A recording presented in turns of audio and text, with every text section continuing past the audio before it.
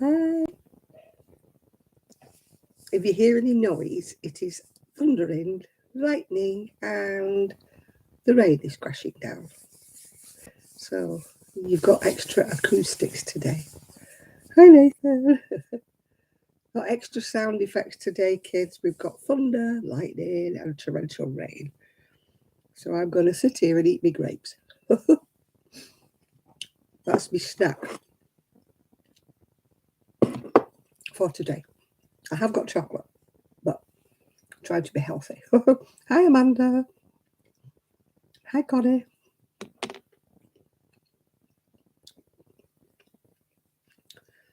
Trying to be healthy by eating grapes.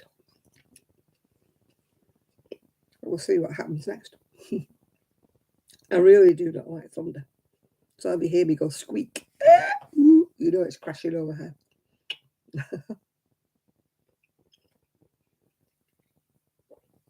Yeah, Esther, I'm doing fine, but the weather, I'm not very happy. I'm not a happy bunny when it thunders and lightens. My dad tried his hardest when I was little to get me to not be frightened of it, but it didn't work. My ex-husband used to think it was hysterical because I used to be practically under the stairs when it all happened. Good evening, my knit. Sallow, my eyes are not good today. Can't see anything.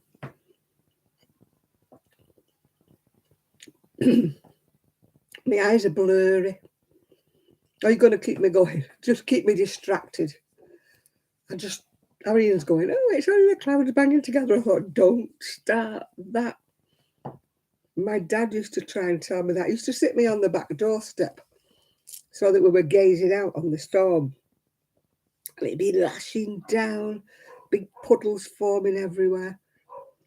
And he tried his best to get me not to be scared, but oh God, it didn't work. I really don't like it. It's a wonder I'm not under the stairs. Well, we haven't gone anywhere under the stairs unless I sit in the cupboard. Trust me, I've thought about doing that. I can't go under the bed because it's an up and over bed. I'd have to go up and then go in and then go. No, too claustrophobic.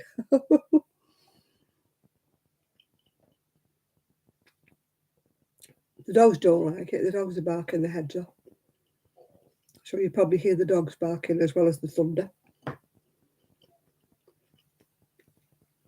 Usually it's daylight, you know. Well, it's as dark as anything out there. Well, I did make a video. Oh, you love my brown outfit. Yeah. It's got a label in the back and it's itching me. I bought a gorgeous dress today. I thought I'll go a size smaller. It fits, but it's a little bit skimpy.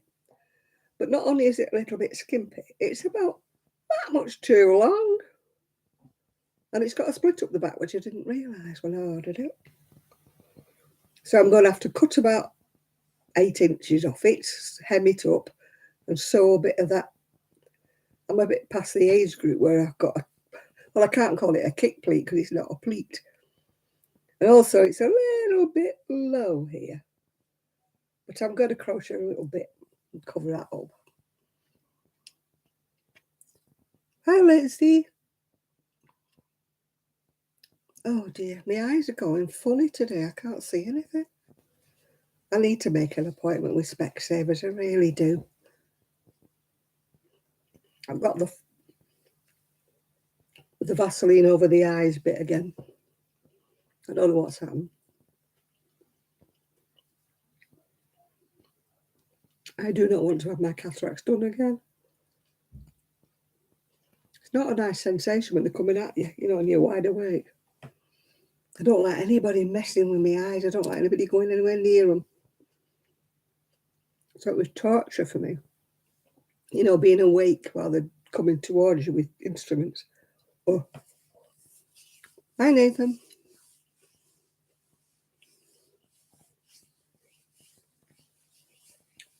Yeah, I had my shorts on today, but I took them off, obviously. Put my dress on.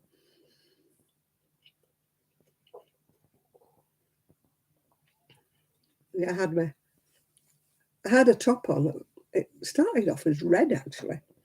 But if you look at my video, it's finished up as pink. I think the number of times I've washed it because I've had it many, many years.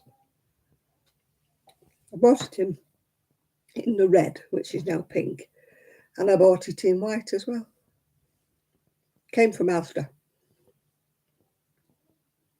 Walmart. Asda has a clothing line called George. So I got it from there. And I like the red one so much I went back and got the white one.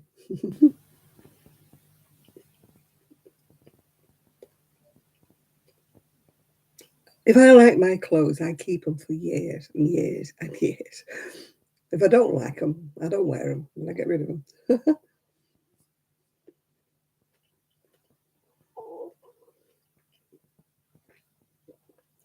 I bought a dress for Christmas, and when it came, I didn't like it. It was like a purple velvet. It was way too long.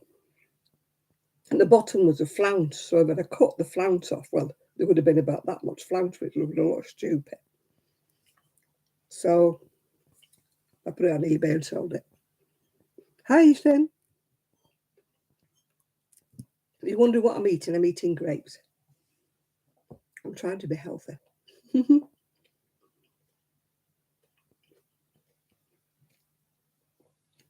It won't work. Because I've got barley dairy milk, so it won't stay healthy for long. I just thought I'd eat my grapes. I wobbled the table and everybody went.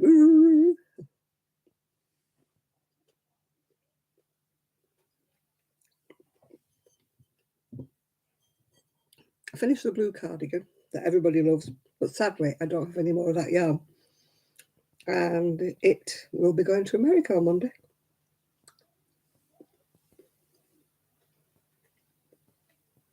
If I can get everything. My son had a great idea. Well, I think it was my daughter-in-law actually, that we put it all in one of those sucky bags, and suck all the air out of it, and then squash it into this bag and then seal it all up just in case it starts expanding again.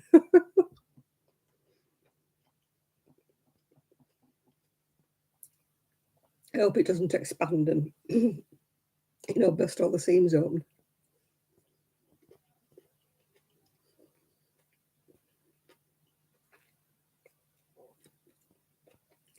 It's got to be a certain weight, which it is, but it's also got to be a certain size. So I've got to sort of make sure it's not any bigger than, I think it's 150 centimetres, which I don't know because I don't know centimetres, I only know inches.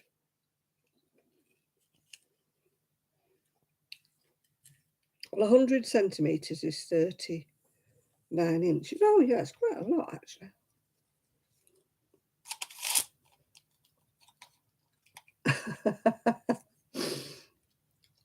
They've got a high sugar level. Oh, I always eat a high sugar level. What a pot, yeah. Oh, thank you, Lonely Diamond Painter Crafter. Oh my God, I must get my eyes sorted out. Hang on. The dreaded. These are my readers. They're not my posh glasses. I still can't see anymore. Call you Gail. Oh, if I remember, I will call you Gail. They're no good. They might be my reading glasses, but they're no good for that. Let's try the others. Let's try me. Kylie Minogue. Not a name dropper. Me Kylie Minogues. See if I can see any better with them on.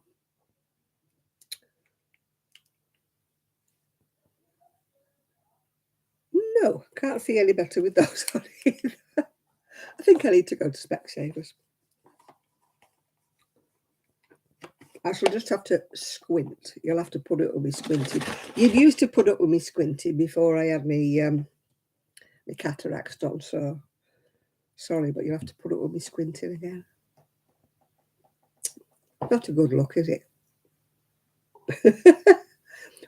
They will use that as my thumbnail. They always do. They always make a thumbnail where I'm going, something like that. Always a thumbnail. Somebody at YouTube must look at it and think, yeah, we'll get with that one.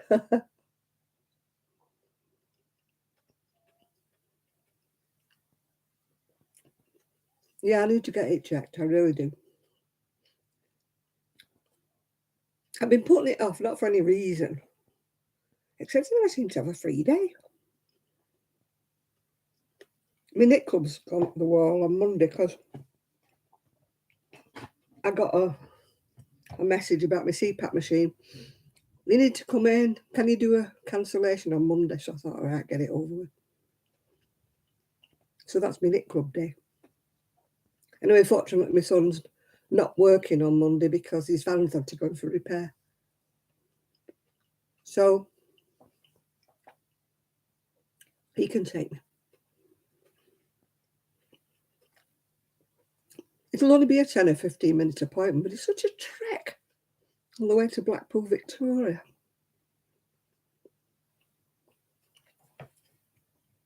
I'm not used to having to. The scooter is okay so far. So far, so good, but I don't trust it anymore because of the roads round here. The roads round here don't have potholes, they have like divots, you know. And the pavements are no better because the pavements don't have dipped. I can't crash my scooter down a curb, if you know what a curb is, like that big, because that would put pressure on the front tyres. So I was thinking of asking him, I don't know whether you car drivers, my dad always used to insist on having the car tyres tracked, make sure that they're going in exactly the same direction. Because if you don't, sometimes they're slightly like that or slightly like that, and that puts wear on the tyres. My dad always insisted when we had new cars that we got them tracked. So I feel like asking them, do you track the tyres on the scooter? You know, are they going in a straight line or are they going like that or like that? That might be what's wrong. Yeah, alignment. Yeah, tracking, we call it alignment. His new theory is he thinks it's the sand that's acting. I mean, I don't go on the beach with it, don't get me wrong, but there is sand on the pavements, there's sand everywhere because it blows. And he thinks the sand is acting like sandpaper. I mean, the tyres, honestly, they're heavy duty, they're massive tyres. They're not little piddly tyres like I've had in the past. So I don't know why they're wearing so much. Or they could be picking up. I call it shale. It's like the pavement concrete, the road concrete that breaks up because of the sand and the sea in the air, the salt in the sea air. And it breaks it up into what I call shale. It's like teeny weeny pebbles, bigger than grains of sand, but smaller than a pebble, if you know what I mean. And they get in my tyres, I think, and this is what I think he's wearing them. So, but having said that, you know, I did put a post on our local Facebook page. And the number of people who've agreed with me and said, oh my God, you know, the roads are dreadful. We've been in touch with the council, they don't want to do anything. We've been in touch with our MP, that's Member of Parliament, they don't want to do anything. Apparently, unless it's more than 40 millimetres, which is a heck of a deep divot, they don't come and do it. And also, if the roads are 20 miles an hour, which a lot of them are around here, they don't deem it necessary.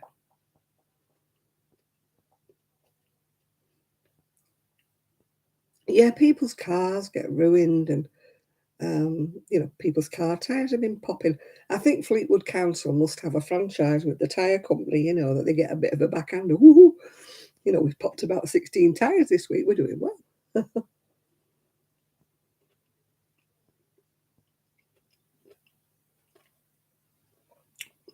You've got potato chips and a fruit almond, but I've got any potato chips today. I've got grapes instead. Trying to be healthy. Won't last. Don't get excitable. I can't get the injection. They didn't have any in stock. The ones I have to inject myself with being a diabetic. Apparently, my daughter-in-law says this isn't true, but it's what they call the fat injection. And these models and celebrities and everything are injecting them with this drug that I'm on because it burns up the sugar and stuff and it helps to keep them slim. Meanwhile, there's like a worldwide shortage of this drug, which doesn't help it if you're diabetic and you need it. I mean, the companies should put up, obviously they've got a money, innit? They probably get more money off the likes of whatever, these stars, superstars that are injecting themselves instead of dieting. They're probably getting more money than the NHS is paying for them to make it. Meanwhile, I can't get an injection for my diabetes because some supermodel is injecting herself. Such is life. Yeah, that's what it is. Yeah. You can't get it for love nor money. Yeah. It's only prescribed when you're naughty like me. And you won't do as you're told, yeah?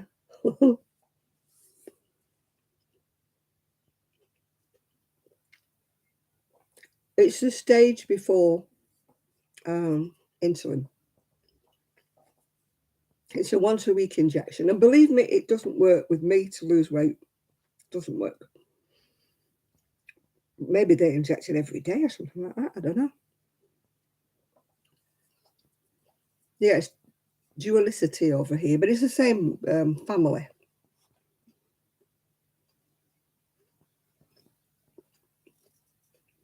Yeah, well, apparently it's now been licensed in the UK to give to people who are severely overweight that need surgery.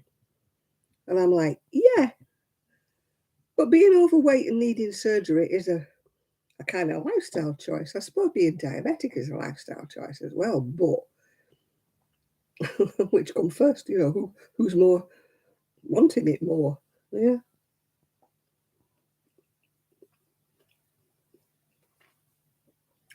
I have the diabetes that is supposed to be controlled. I don't remember if it's one or two. It's supposed to be controlled with drugs and diet. But as we all know, Janet's diet is rubbish. I try to eat fresh stuff. I try to eat what I'm supposed to, but I've got a self-destruct button that says, you will have some chocolate. You do love some chocolate. You will have a piece of cake. You will have a biscuit. So I've got a self-destruct button. My attitude is, if I do as I'm told and don't have any treats or don't have anything, I might live another extra 10 years. But I'm 77. I mean, I might live to 87 without bothering, Do I really want to live to 97? Especially as I've got arthritis and God knows what else. You know.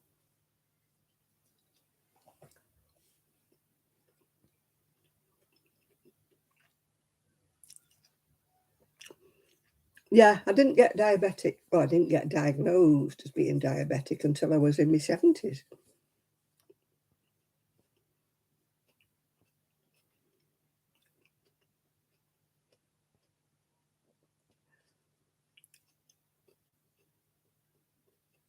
Yeah, I'm not good. Hi, Tiger Dragon Girl. I wish I could be good. I wish I could be one of these lovely people who says, right, I'm going to be this, and I'm going to be healthy, and I'm going to be this and that. And I'm not. I'm not. I'm weak-willed, and I know I am. I cannot do diets, Hi, Chris. Can't do diets. I really can't. As soon as anybody mentions you can't have something, that's me done.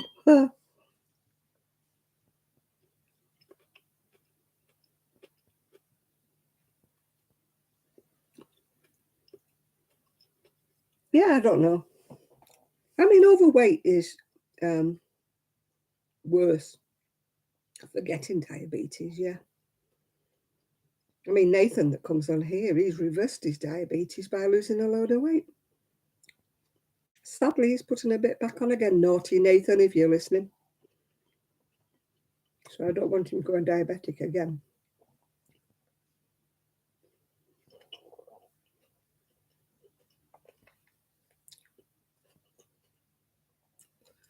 I don't understand why.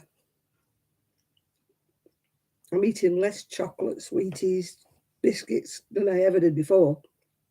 And all of a sudden now I'm diabetic. And I weigh a lot less than I did before, so I don't know. Who knows? Who knows?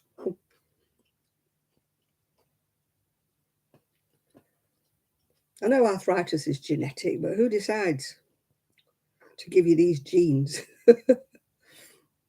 If it was my mum and dad, can you take them back again, please? Because I don't want them.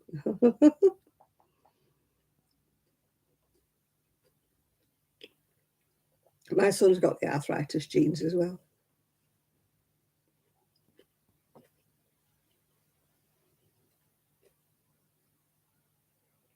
It is, it's weird. I mean, you get some people who eat badly all their life, they eat junk food all their life, they eat sweets, biscuits, chocolates, everything. They're not obese, and they're not unhealthy. Well, I suppose they may be unhealthy underneath it all, but they don't look unhealthy and they're not diabetic. And you're thinking, why me? No, it's no fun, you're right, Lizzie. It's no fun getting older. If the arthritis doesn't get you the diabetes, well, and then your teeth start falling out, and then you can't hear, then you can't see. It's great fun.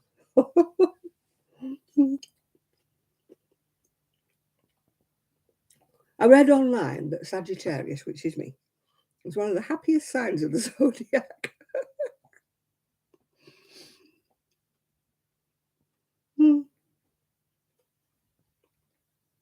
I wouldn't like to see the rest of the signs of the zodiac then if I'm the happiest.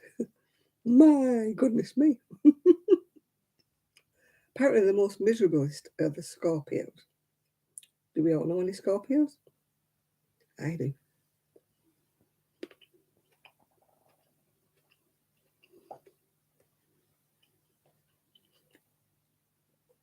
It's not the getting older that bothers me. It's the things that go with it that bother me. If you could go older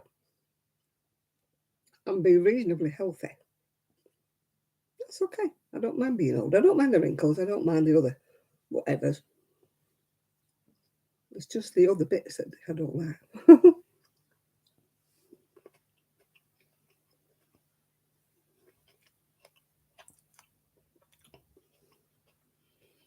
Yeah. I mean, I know people who smoke, I don't know how many cigarettes a day and drink like all the time. Drink alcohol all the time. I mean, underneath it all, maybe they are unhealthy. But they don't look it, do they? They don't. Oh, I'd love my young knees back again, Lydia. I'd like my spine back again.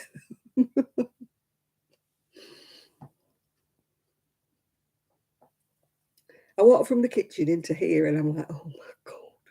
Oh my God. I mean, I'm not so bad now I'm sat here, but my knees were creaking, my hips were creaking, and my back was sore. And I'm like, oh my God, Janet, oh God, sit in your chair, stick a smile on your face and try and be happy.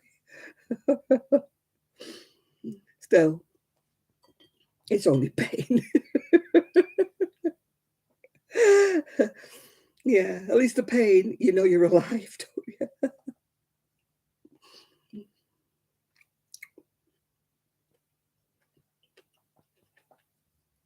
Oh, stairs. I couldn't do stairs if you paid me. No, don't do steps. Don't do stairs. Oh, just bit my lip. Oh, that hurt. Oh my God. You'd be glad to know I've only got 4 grapes left. I'll be glad to know because I've just bit my lip.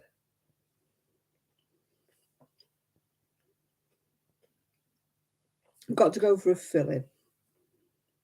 That's at the end of the month. And then I decided I'm going to pay to get my 2 front teeth filled. I'm going to bite the bullet. You get that by the bullet. And get my teeth at the front filled because they're going smaller and smaller.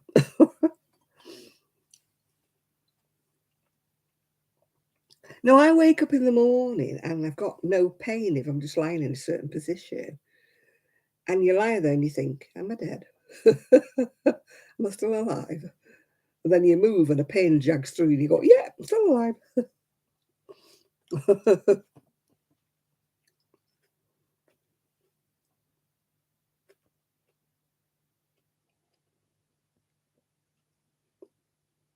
Oh God, yeah, I watched Sheila, yes I do. I don't wonder she has a rant about pensions. I mean, my friend's just retired and she gets £50 a week more than me. I've got the same bills as she's got. I know she had to work longer than me, but I still got the same bills, yeah. Hi, Jeanette.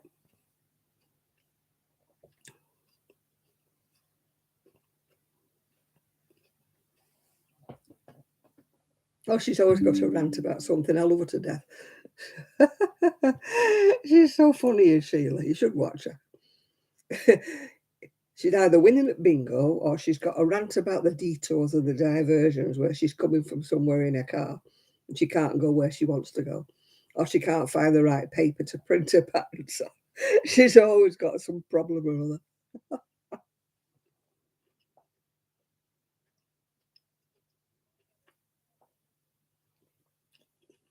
Yeah, if you retired after if you retire after 2016,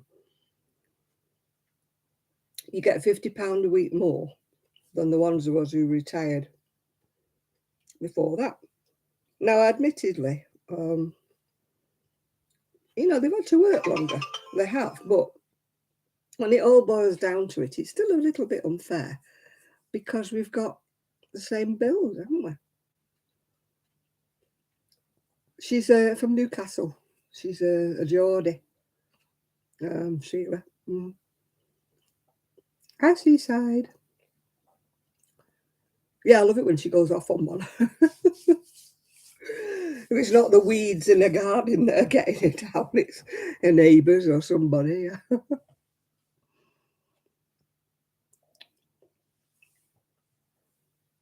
It's great, isn't it? We all need a good rant at times, don't we? Ranty tanty tanty. My rant's about the state of the roads round here. That's my rant. Mm. But it don't get you anywhere if you rant because council don't take no notice. And most of the people who watch my videos wouldn't know where Fleetwood was anyway. Oh, she does do some lovely baby cardigans. She's a very neat knitter. Much, much neater than I ever am.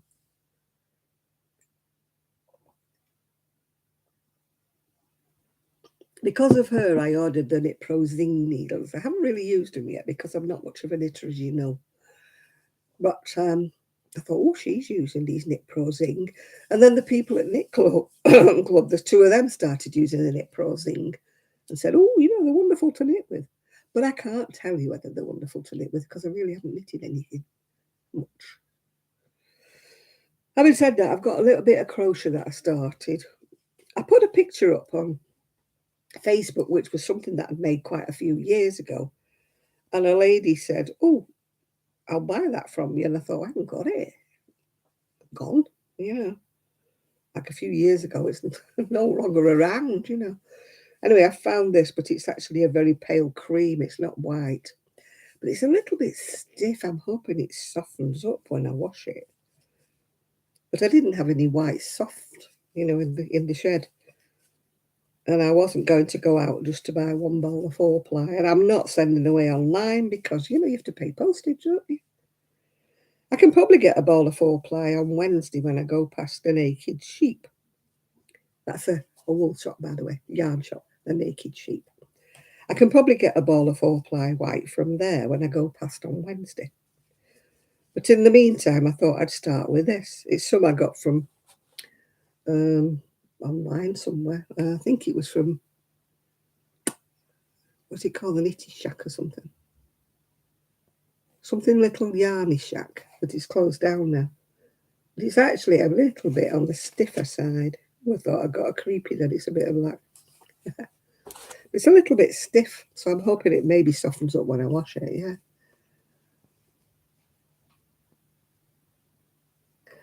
I could do with a bite guard. I don't know what I did with mine. Mine vanished in transit.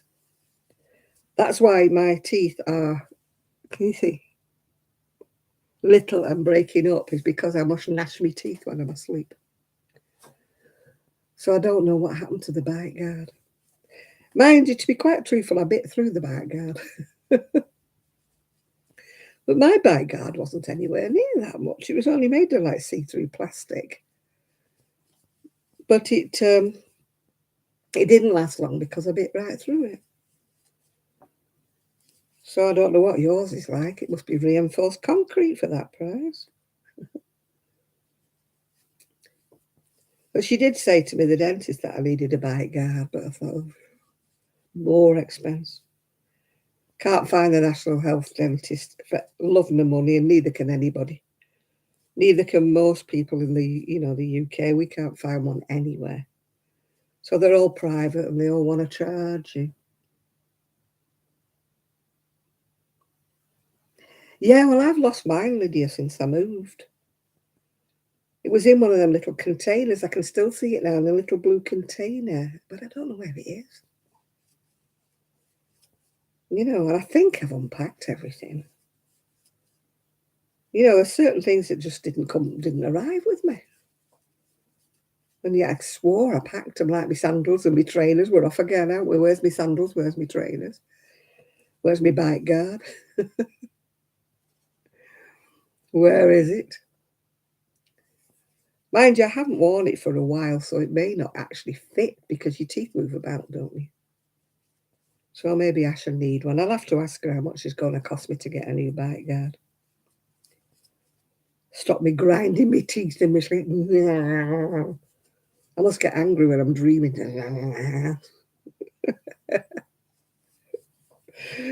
Gnashing my teeth together in pain or anger. Yeah. I need to wash my CPAP mask and all. It's full of... I always take off all my makeup or whatever before I go to bed. I'm really scrupulous about it. And yet it always seems to stain on this rubber thing, as if I've left makeup on it. So I need to wash it. Don't want them thinking I'm a scruffy woman. I need to give it a good scrub tomorrow. But if it's going to rain, I can't hang it on the line to dry, can I? I was going to do some washing today, and I thought, no, I don't really have a washer load full. I'll leave it till Sunday. Well, I left it and it's raining now. Still, never mind. I'm going to be busy tomorrow with me putting me cardigans for my lady in the sucky bag and hoping it stays sucky. Hope it doesn't and explode in customs, But we shall see what we shall see. I may have no money, but I do see life, You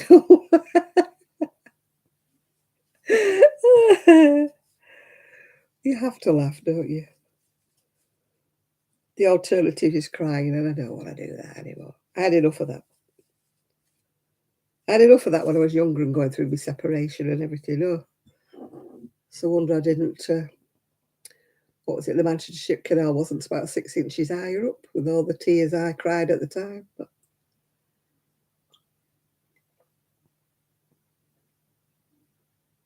But it didn't do me any good. Actually, my ex-husband had bad news this weekend.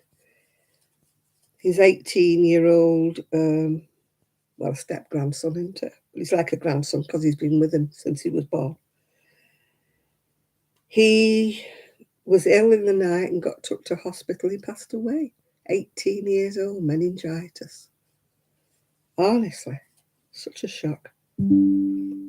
Yeah. Such a shock.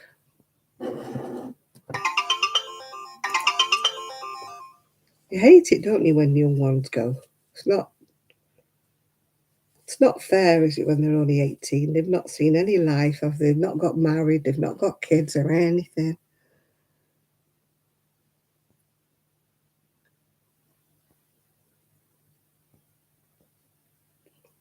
I used to cry in the shower when I was still married because I didn't want him to see me cry my eyes out because I thought you're not going to win. You're not going to make me cry. I'm not going to. So I used to cry in the shower. Have a good cry while I was in there. You can always blame it on shampoo and soap in your eyes, can't you? Yeah, it's very, very sad. Alfie, he was called. I didn't know him, obviously, because he's part of my ex-husband's stepfamily.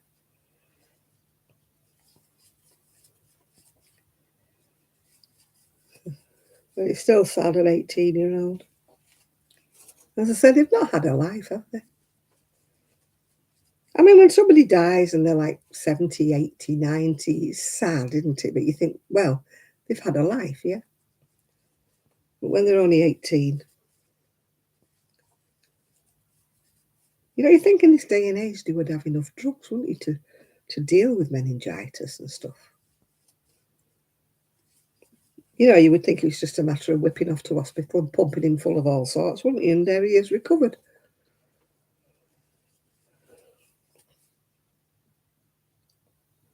But it didn't work that way, did it?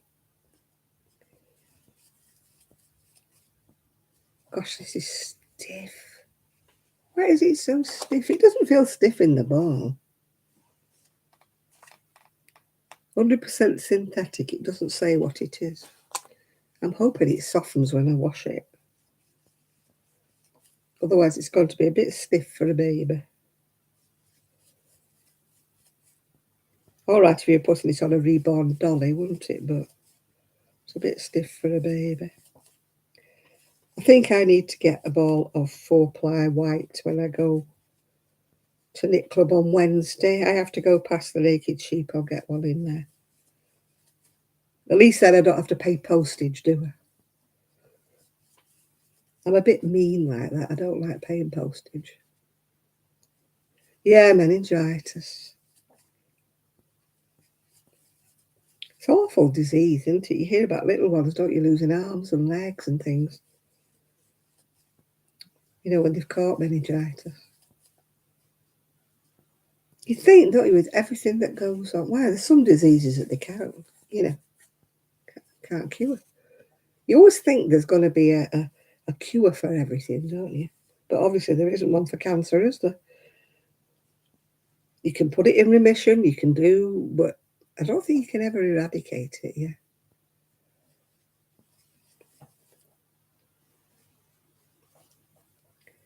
Hey, the world is a funny thing. I don't like the way they keep saying one in 3 or something will get cancer, and you're thinking, am I the 1 in 3? Am I the second one? Wish they wouldn't tell me statistics like that. Especially if somebody's of a nervous disposition. You always get the ones, don't you, think they're going to get everything. My mum was a bit like that. It's a good job she didn't have Dr. Google, otherwise she'd have had everything. From very, very to mad cow, she would have had the lot. My mother, if she'd had Dr. Google, yeah.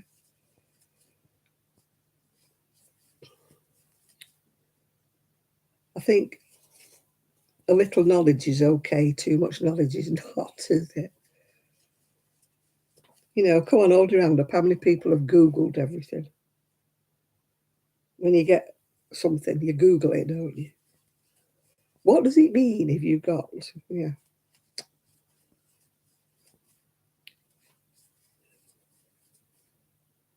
And it frightens you to death, doesn't it? What you think you might have.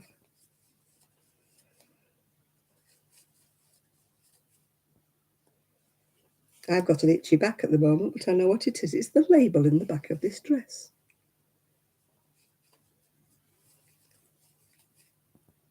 I don't like taking labels out because in case I ever want to sell them later.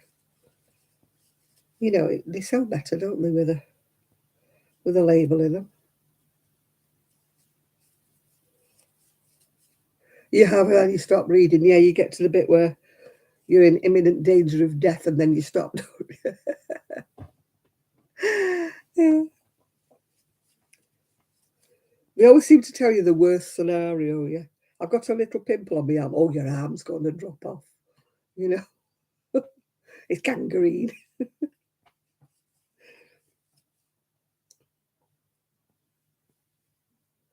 Yeah, Google always tells you you're about to die, doesn't it? You know,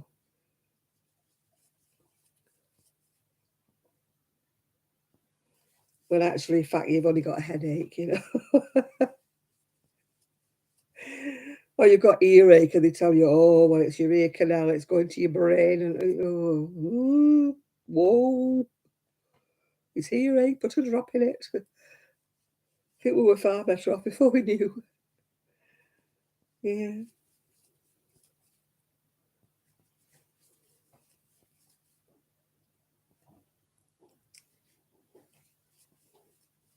Should have heard Trixie barking when the thunderstorm started. She was, ah!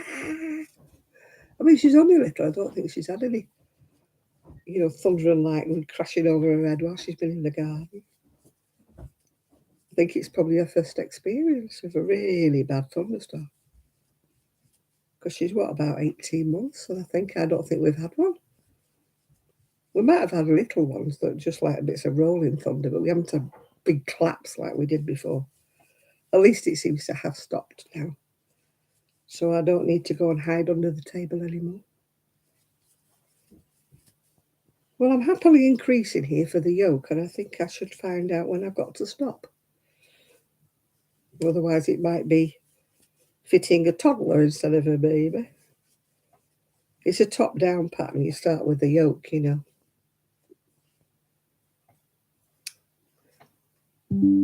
Oh.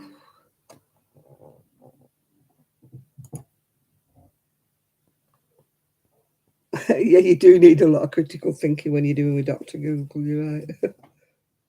I bet doctors hate it when people come in and say, well, doctor, I've got this, that, and the other, and I Googled it. I bet they're going, oh, God, no. What's she Googled now?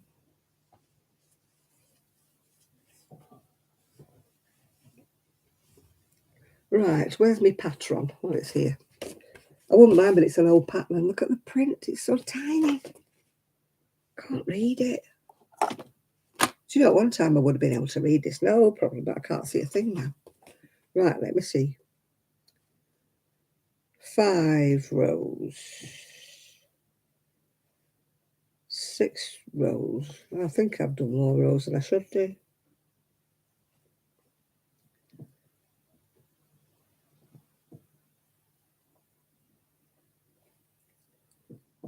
Two treble into the next stitch 4 times. Oh, for goodness sake.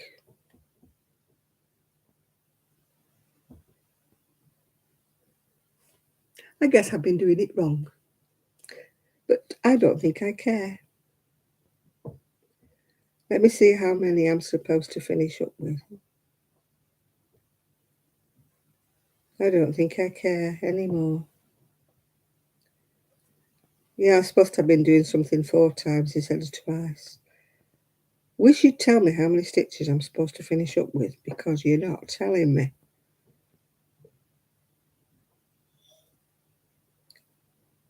Oh, for heaven's sake. I think it's just going to be a guess. I'm not undoing it. I am not undoing it. I am not undoing it.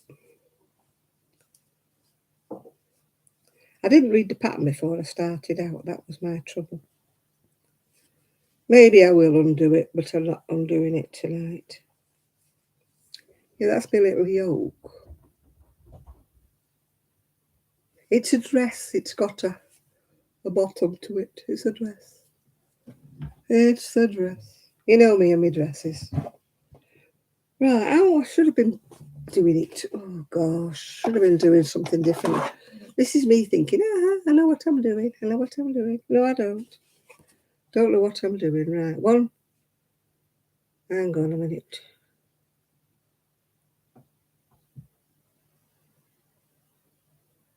I've gone wrong on the third row. That means I went wrong all the way back there. Oh, how joyful. How joyful. I should have been increasing at the beginning of the row, as well as where I was supposed to be on the third row.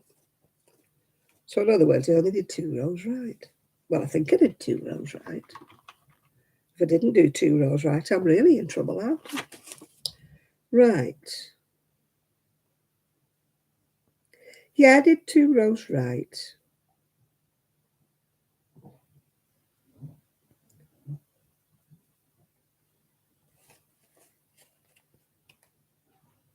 Oh gosh, let me see. 2 treble in the next.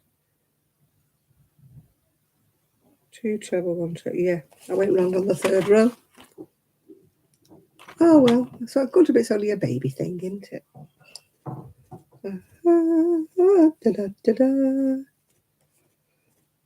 Yeah, it hasn't told me how many stitches I'm supposed to have on, otherwise I would have realised I'd gone wrong, wouldn't I?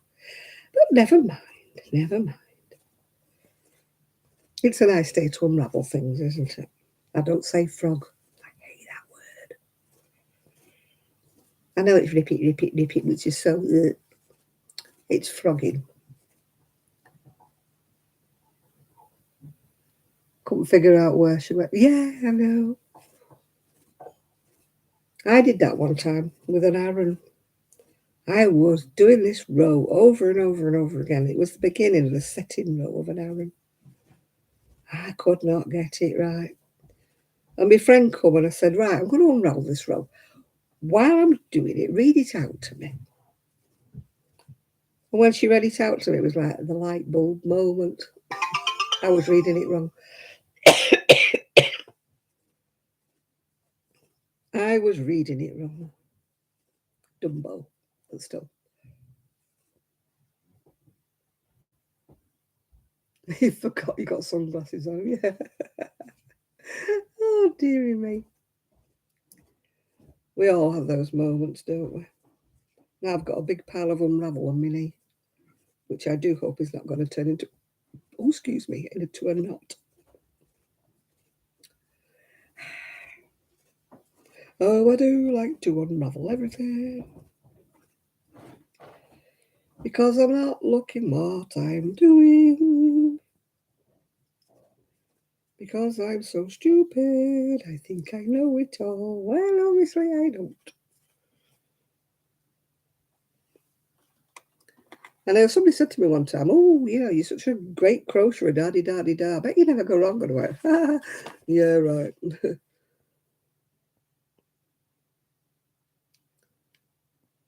2 treble into the next stitch, 1 treble, 2 treble. Ah, that's where I'm going wrong. Right. Anybody who doesn't go wrong must either not admit it or be a much, much better crocheter than I am. My problem is I'm a bit of a know-it-all. I think I know what the next bit of the pattern is, so I don't read it properly. Despite the fact I have done this pattern so many times before, I'm sort of a know-it-all, yeah.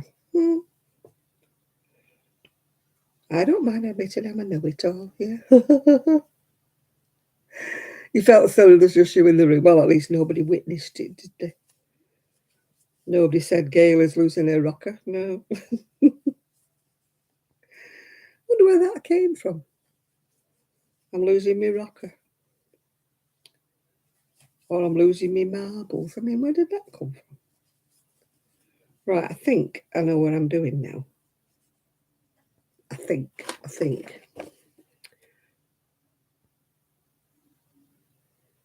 Yeah, I think I know what I'm doing. Put my glasses off. I am such a twerp. I admit it, though. I admit it to myself. Do you ever talk to yourself, and you walk in, you do something really stupid, and you say, Janet, you stupid thing, what did you do that for? I mean, there's nobody else in the room, only me, and I'm going, oh, you're such a twit. You really are such a twit. What did you do that for?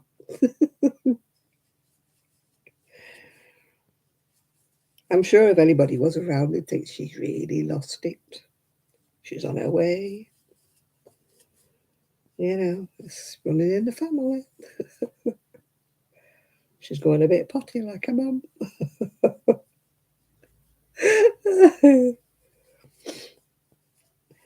And I remember my mum saying to me one time, when I start doing anything stupid, will you just shoot me? So I said, yes, just pass me a gun now. And she went, oh, that's not very kind.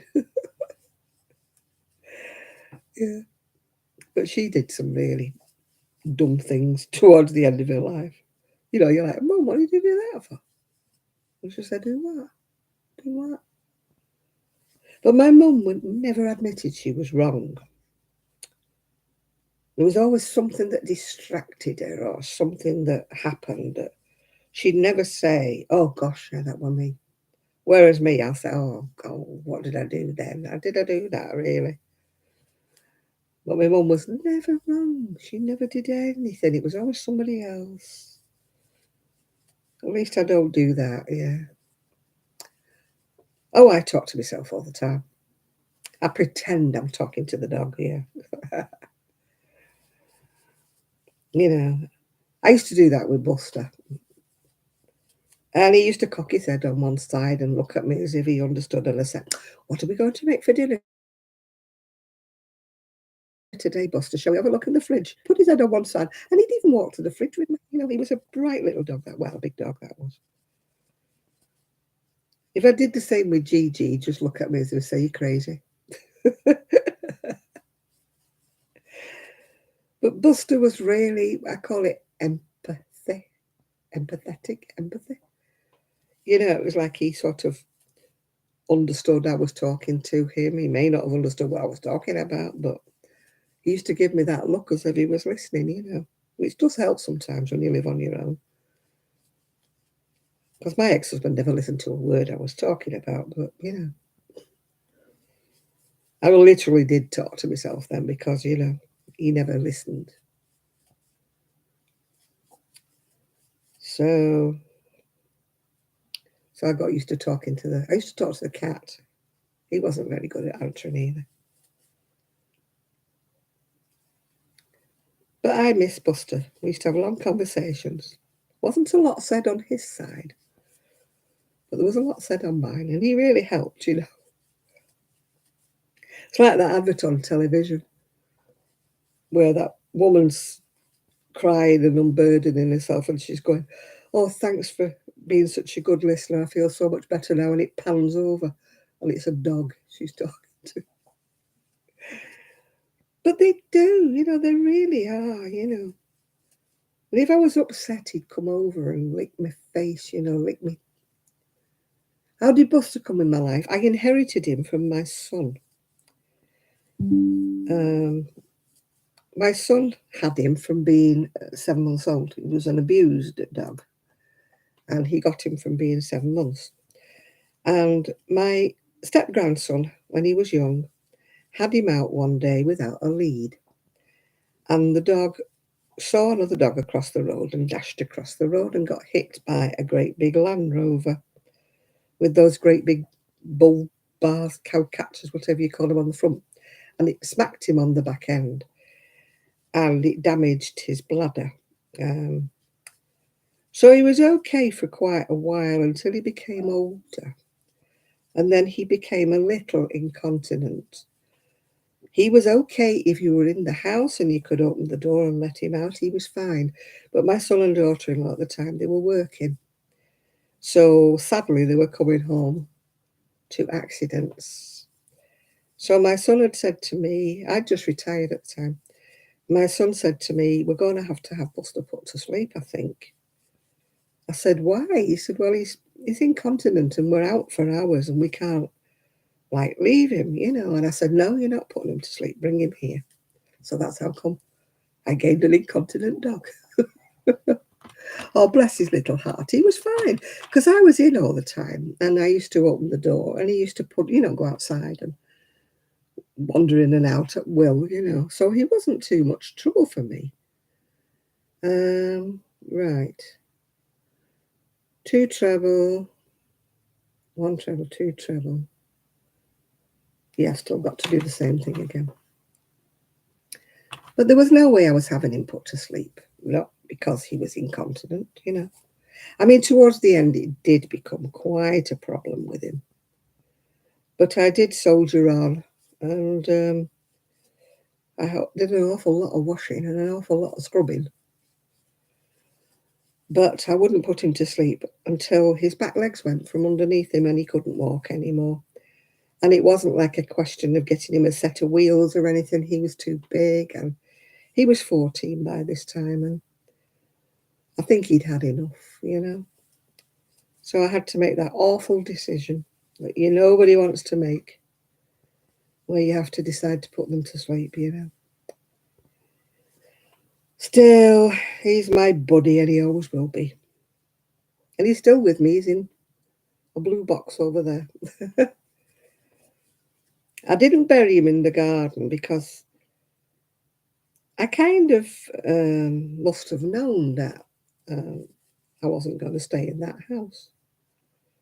Because, I buried everything else in the garden, cats, whatever. Tortoises, hamsters, mice, they're all in the garden. But I wouldn't put the Buster in there. So now he's here. I don't want to put him in the garden. I just said to my son, just put his ashes with mine. So he said to me, do you want to scatter your ashes at sea? And I went, no, I've got no connection with Fleetwood. No, I want you to take our ashes back to Prestwich and scatter me and Buster down in the clough, where we used to spend most of our days. Well, I could walk around a lot. I used to take Buster out 3 times a day. He used to go out morning, noon and night, unless it was really, really too hot.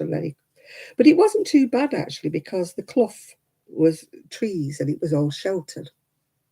So even though it was absolutely scalding hot, when we got down to the clough, it was sheltered over and there was a stream at the bottom. And Buster always used to go and dive in the stream. And people used to laugh because he was like a hippopotamus. You could only see his nose and his eyes and his ears. Yeah. Oh, what we got here? They've done it. Manchester City makes history. Oh, God, I don't follow football, so I don't care. So he used to dive in the stream. Quite a few people have said, do you mind if we take his photo? Because he looks so funny. So people must have loads of photographs on their phone somewhere of Buster and his stream. I had one once, but of course I've lost all my photos. When my PC crashed. I'm still hoping that my friend can recover them. So, but I lost all my photos of Buster because I didn't print them out, and they were. I see the trouble with keeping things digitally, isn't it? If anything happens, you haven't backed them up to the cloud or whatever you're supposed to do, which I haven't done. I've got loads and loads of photographs of my crochet and everything. It's just all gone. They're gone. They're no longer there. Very sad. When you want to look back on them and think, oh, look back at that. And you think, oh, can't, gone.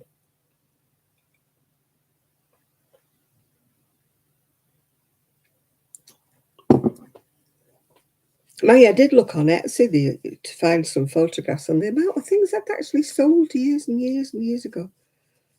When things were a lot easier and Etsy was a lot nicer to work with. When they weren't such money-grabbing, yes. I nearly swore then. When they used to be for the crafters and they were more, But they're not anymore now. They don't care what they sell.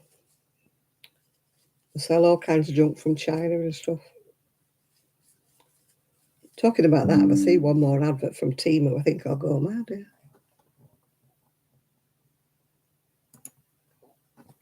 I did order some stuff from Temu. I was one of the ones I went and joined in, didn't I?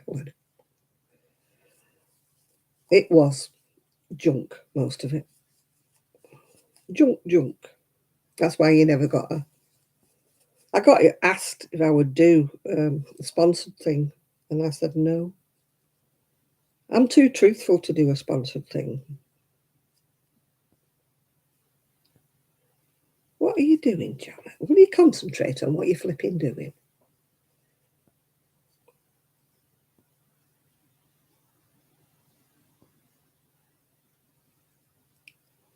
What are you doing?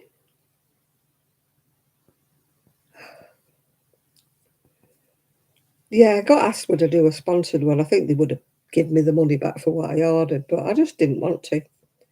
I don't like, when...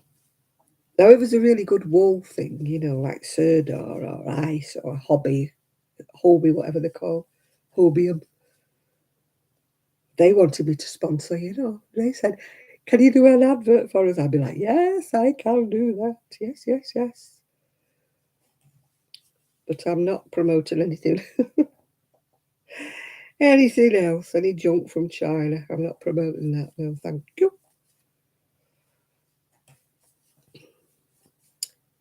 Hey. So that's why you won't see an unboxing from Temu from me. You might say, have you seen this load of junk? I don't think they'd want to pay me for that, would they?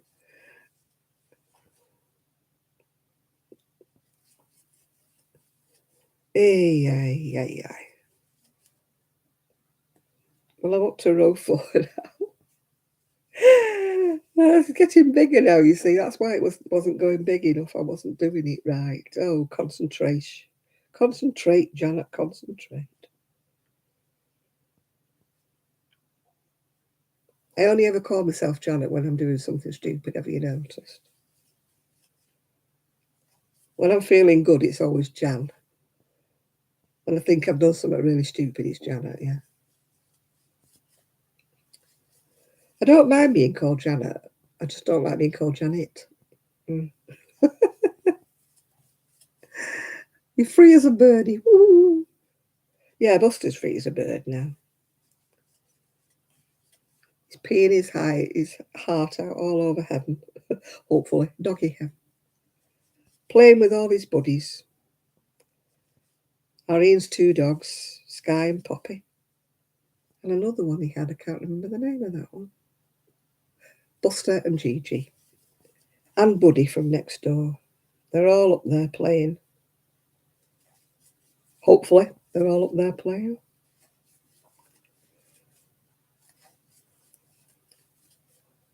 Whether there's anywhere to go to, I really don't know. I like to think so. I'm not particularly religious, but then I'm not an atheist, if you know what I mean. I like to keep my options open. I like to think there's another place after this. Whether there is or not, I'm not going to come back and tell you all, am I? This is a Saturday live from wherever. Ain't going to happen, is it?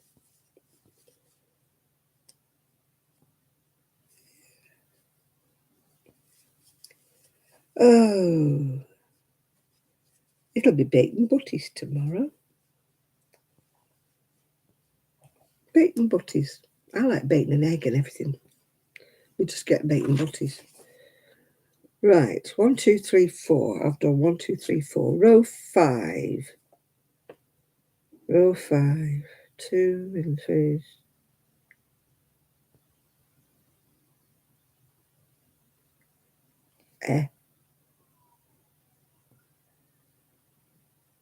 Oh, for heaven's sake. 2 treble into next stitch twice. Yeah, I've done that. Right. Row 5.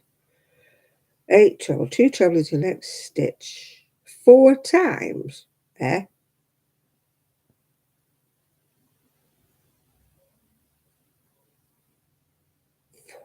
times. Goodness gracious me. 4 times.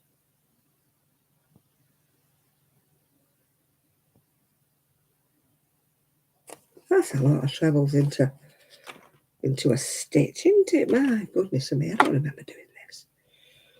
I don't remember doing this at all. I shall do as I'm told. I'm sure I didn't do it last time. I hope this softens up, this wool, because it's very stiff at the minute.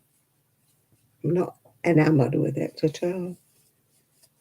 But I can't sit here doing nothing, can I? So I need to do something. I hope you're all doing something. You're not all sat there. Well, I know where Chris will be making his dinner. And Nathan always wanders off watching the telly, so... I don't know where everybody else is. Oh, for goodness sake. I don't have 4 times to do it in.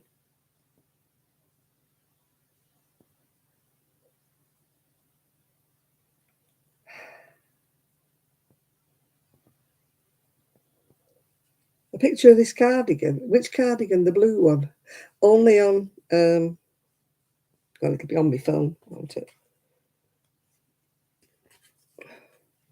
If you mean this cardigan I'm doing, I've got the pattern. Oh dear, it's gone all dark.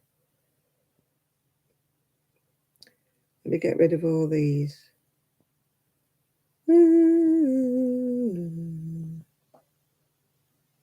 Right, let me see. Stop it! Stop it, stop it, stop it, stop it! Oh, silly phone.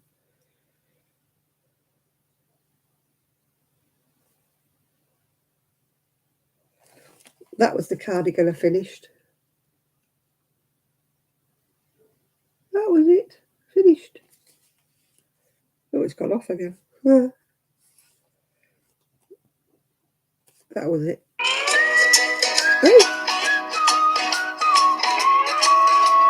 Oh, I'll get ticketed for that. And I didn't mean that to happen. Don't know what that has. Don't know where that came from. I wasn't pressing anything. I'll get flagged for that. You can bet your boots I'll get flagged for that. You've put music on your video. If you want to know what I'm doing now, I'm doing that very, very old pattern of that cardigan. Yeah. I know I don't know where that music comes from. Yeah, that's the one I'm working on, this one. It's as old as the hills. But you might still get a copy on Etsy because Etsy has everything, doesn't it? Yeah, I'll get done for that. You bet your boots I'll get... Every other people put music on their videos by design. That happened by accident, and I bet you any money somebody goes, whoop, whoop, copyright, yeah. But I did not mean to do that. Right, 3rd row, 2 treble into the next stitch.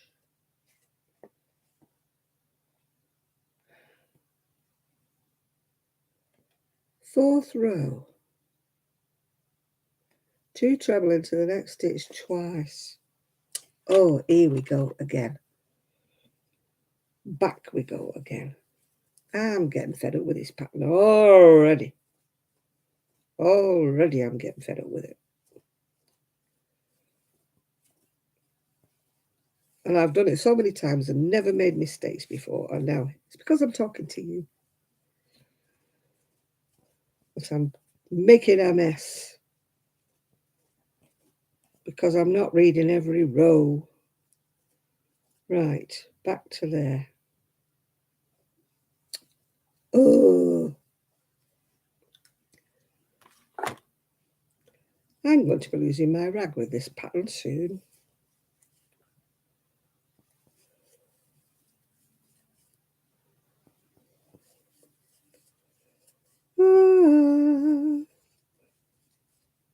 So if this video disappears, if you haven't watched it live and you want to watch it when it's not live, it'll probably disappear. Because they'll say, you had a 3-second burst.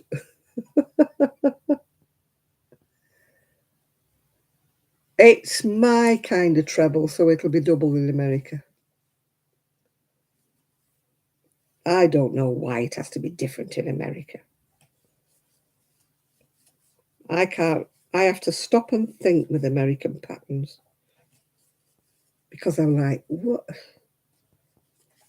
I don't know why we have to be different. Why can we not all be the same? I don't use Americanisms because I learned to crochet at the age of 13. Never even seen an American pattern. There was, I don't think there were. Well, there must have been, but they didn't make their way over here. So I only ever crocheted UK patterns. So I don't know the difference. Yeah, yeah. It's quite stiff. I'm just hoping it'll soften when I wash it. I don't know why it's so stiff.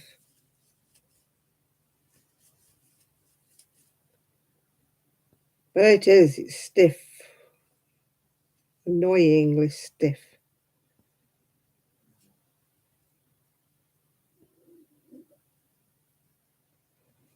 Ugh.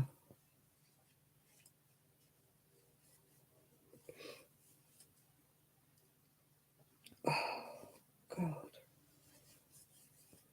I don't know why this pattern's irritating me so much when I've made it so many times in the past. And yet, I suppose I haven't been making it while I've been talking to people. That's probably why. I probably made it when I was sitting on my own. Maybe with the TV on, but not while I'm talking here.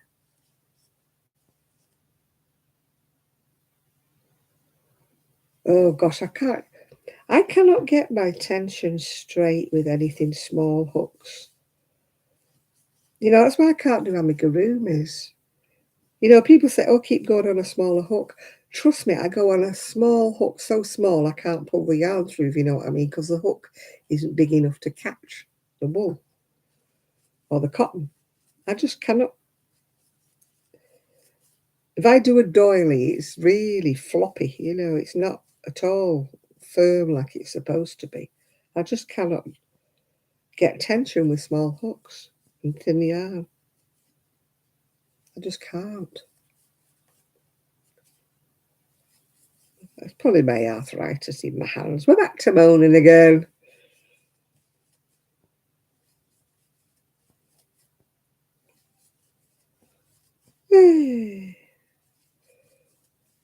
If I only had the brain. I'm going to get copyrighted. I might as well sing, mightn't I? That'll put you all off. My subscription count will go down. Oh my God, she's singing. Please don't sing, Janet. Please don't sing. My son used to say to me, Mom, do you have to sing? He said, it's not that you've got a bad voice, you haven't, but you sing all the wrong words.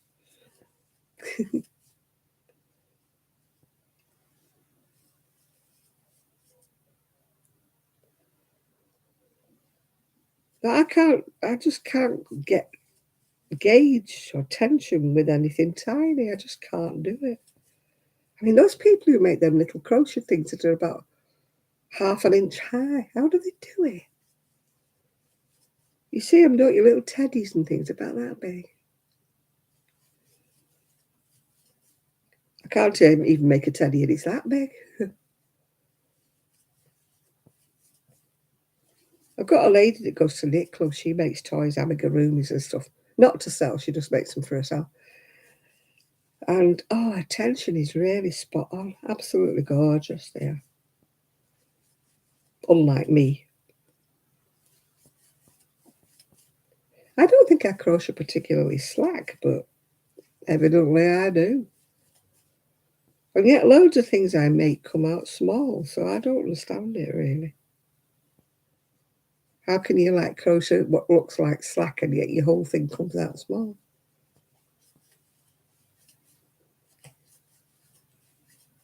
Yet other people can crochet fine yarn on about a 6mm hook and it looks okay.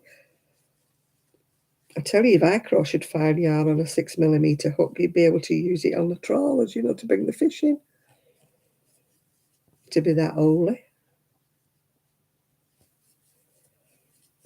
Right, I've redone the 4th row for the 2nd time.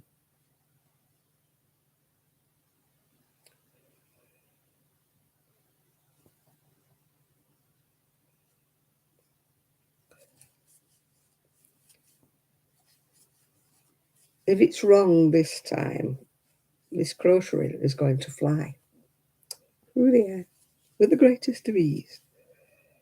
And it won't be like the flying young man on a flying trapeze. It will just go and it will be gone.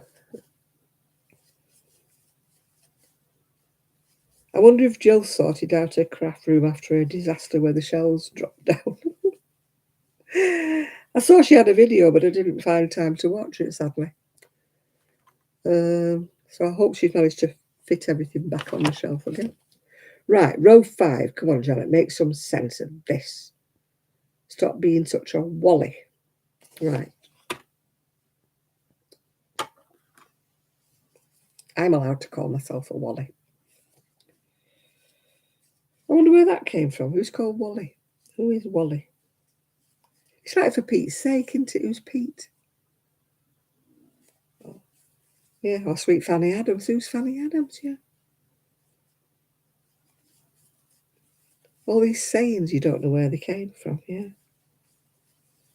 Or Muldoon's picnic. Who was Muldoon? Why did he have a picnic? Yeah, my mother used to say that. It was like Muldoon's picnic in here when it was untidy. Muldoon's picnic. My front room's looking like Muldoon's picnic. I've got a massive, great big laundry bag full of all the wool I'm selling on eBay.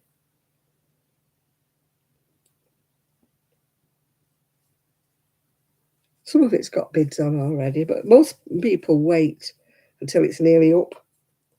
I think they don't want to put a bid on and then somebody gazumps them, puts the price up. I think they wait until the last minute, hoping that they're going to get it at the lowest possible price, which they usually do, sadly for me.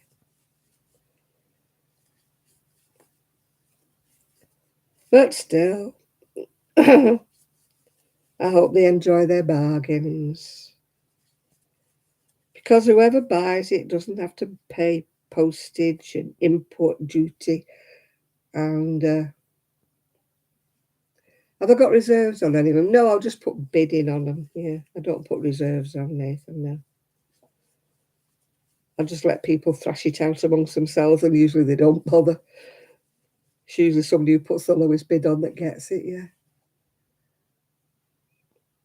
But still, whoever buys them doesn't have to pay import duty, VAT, high postage from Turkey. I've already paid all of that, so whoever gets them is getting a bargain. A bargain. Unless you're in America, of course. Yeah, that's why they're getting it cheap, because I don't put reserve on it. No, it's got to go, Nathan. It's got to go.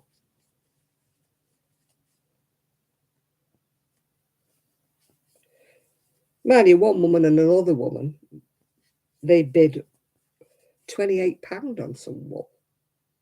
And I thought, oh, the Barbie, what? But they haven't paid me. Doesn't look like they're going to pay me, so it's going to get cancelled. Why did they do that? Bid, bid, bid, bid, bump the price up, and then they don't pay. I've got to wait 4 days before I can offer it to the next one. The one who didn't win. But usually when I do that, they don't want it either. Good evening, Jill. Were your ears burning? We were just saying. I just said I hope Jill sorted out her collapsing shelves. I knew you had a video, but I haven't had time to watch it yet. Because I've been busy. Busy. So I hope you managed to put your shelf back together again with the help of Mr. Fibre. I'd be no good because I'm no good with a drill. They scare me.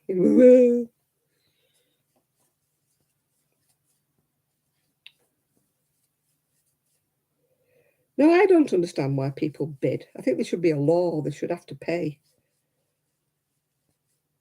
If you bid on something and you don't, yeah. Oh, you've got them up. Oh, good show. We don't want anybody with collapsing shells, do we? With yarn on the floor, that is not a good look. I can't understand why people put yarn on the floor, you know. And some of it's not even in a bag. Why do people do that? I've looked at some people's yarn hauls and I'm like, oh, please get it off the floor. Please, you know, at least put it in a plastic bag or something, or a box.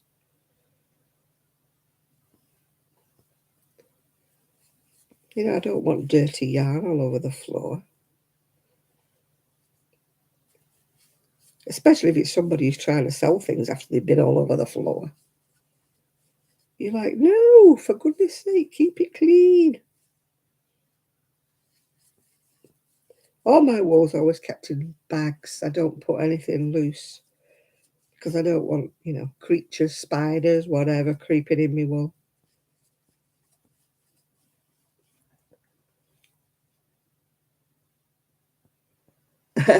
Yeah.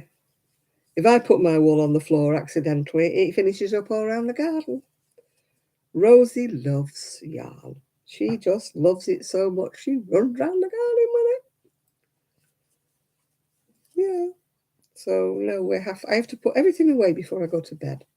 That's the only thing I sort of miss about being in my own place was I used to put things down and they used to stay down. I don't mean on the floor, but, you know, down on the surface. But now I've got to start thinking, have I put this away? Have I put that away? I need to zip that up because Rosie will have it on the around the garden. I mean, I've got a big laundry bag. I don't know if you can see it or not. With all wool I've got for sale. Ooh, can you see it? No, you can't see it. My camera's not far enough. No, why can you not see it? Why can my camera not pick it up? Oh, there it is. You can see it now in the background. There. Got a huge big laundry bag, absolutely full of wool that I've put on eBay. I'm going to have to zip it up before I go to bed. Otherwise, Rosie will have it all around the garden tomorrow. And the more colourful it is, the more she likes it, yes. You know, if I could teach her how to crochet, you know. Yeah, I've sold one big bag full like that. One great big bag full. Sold it. All peanuts, but I sold it. And I'm hoping to sell all that as well. I went to the post office yesterday. Posted a load off. I think I've posted now about 30 bags altogether. So the only thing that isn't selling is the crochet I put on eBay. I'm going to have to think of somewhere else to put it because people are just not looking. Oh, they're looking all right, but they're not bidding on anything on eBay. I think eBay's the wrong platform for my crochet.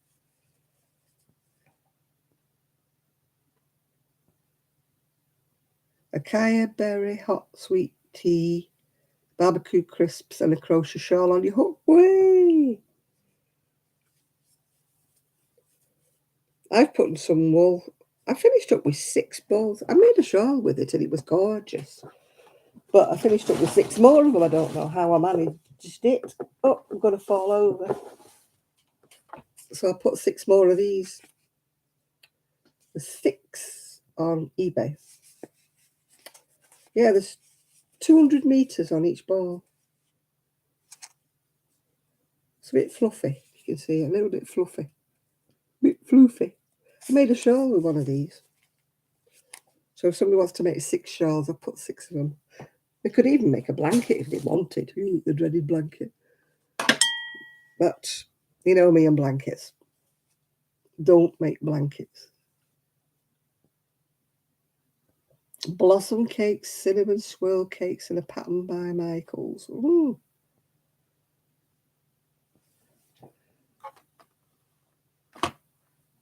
I'm at this thick stage of life, whereas if I don't get the pattern right away, I think, no, I'm not doing that.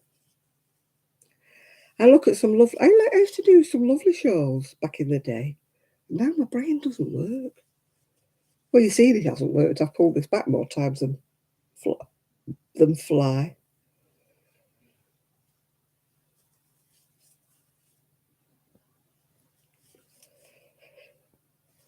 I would have had this done in no time at all, but I'm just being stupid now. Stupido. El stupido.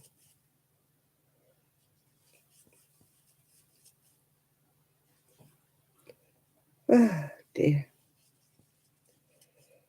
Maybe I need some chocolate. Maybe that's what the trouble is.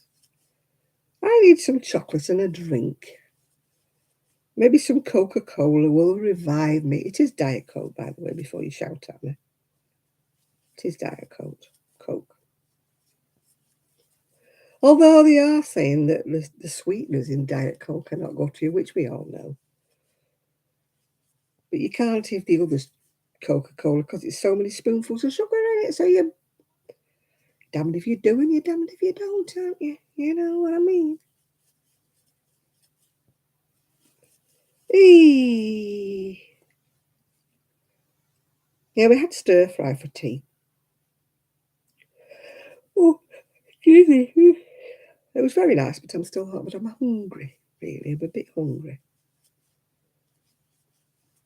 As my son said, it's a bit hot to have anything proper tea. We'll just have this little bowl of stir fry.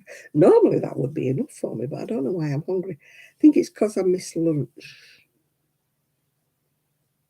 And now my stomach is rolling. That reminds me of Tracy Crochet Rock. She kept saying, "Can you hear my stomach? Can you hear my stomach rolling?" I couldn't hear it on a video, but she obviously thought it was very loud. She was making a video before she had her breakfast, which is always a dangerous thing to do, isn't it? Cinnamon swirl. Oh, and sweet. Oh, you're all telling me about food now. I've just told you I'm hungry. Stop it. And I haven't got my crisps, my potato chips, or whatever you want to call them. I haven't got my packet of those. I'm going to finish this row, then I'm going to have a bit of chocolate. Yes, I know, I'm diabetic and it's naughty. I know that.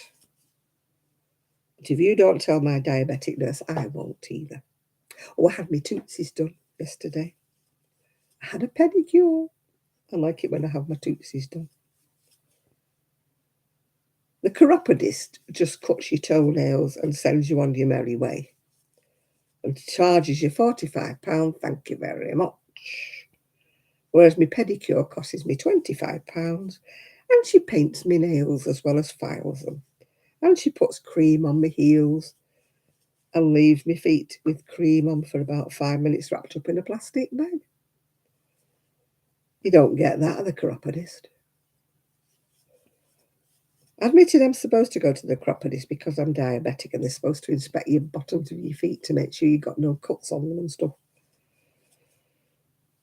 Because apparently you can't feel the same.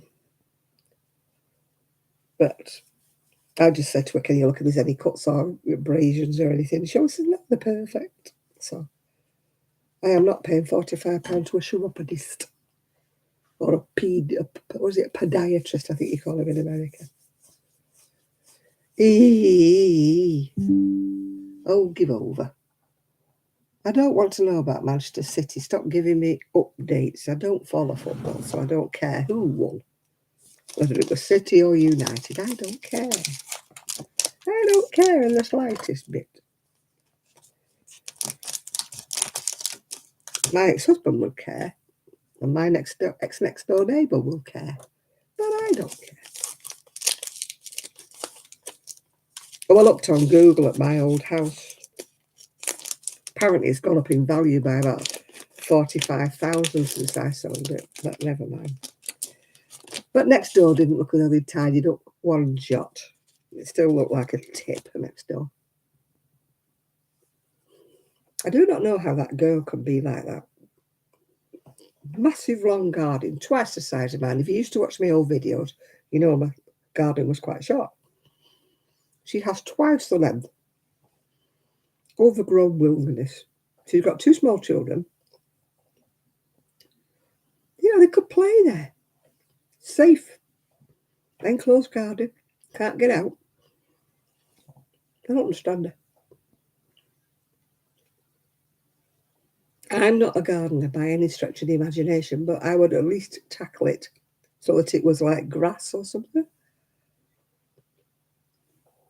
I'm not expecting us to do flowers or just cut the grass down.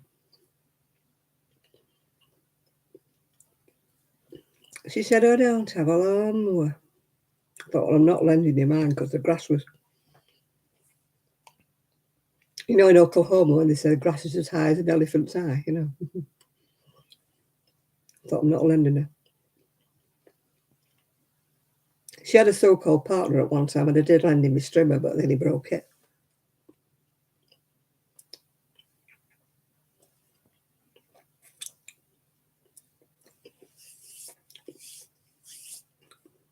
He probably hit all the junk that she'd thrown down there, like bits of old supermarket trolleys and beds and everything.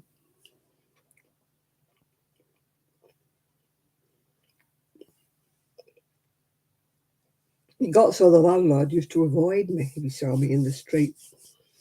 He used to go the other way because he was like, come here, one word with you. I rang the environmental health because we saw rats. I rang the rat man, they wouldn't come. They said, we can't go over her threshold of her garden without her permission. She never did.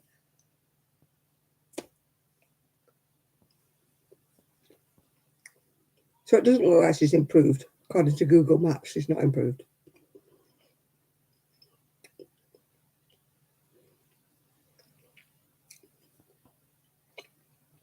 No pride. When she said you couldn't get a lawnmower, I thought, yeah, you can spend a load of money on junk that kept getting delivered.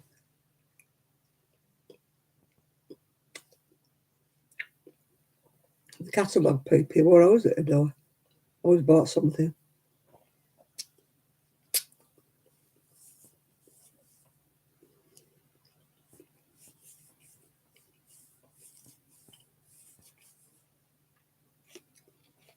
She couldn't afford a lawnmower.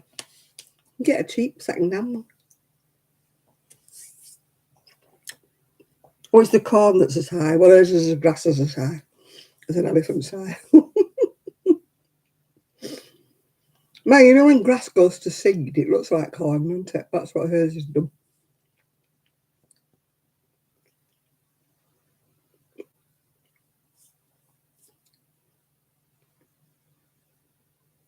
Yeah, but the landlord wouldn't do anything. They kept saying she pays her rent. I said, I don't give a whether she pays her rent or not. I said, have you got no pride in your own house?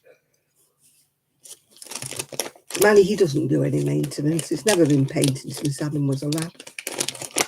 All the windows and all are falling to bits. And the trouble is it's joined to my house. It's like a semi or whatever you call them in America. Semi-detached, two houses joined together.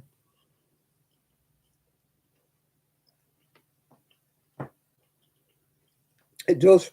It's waving to the sky.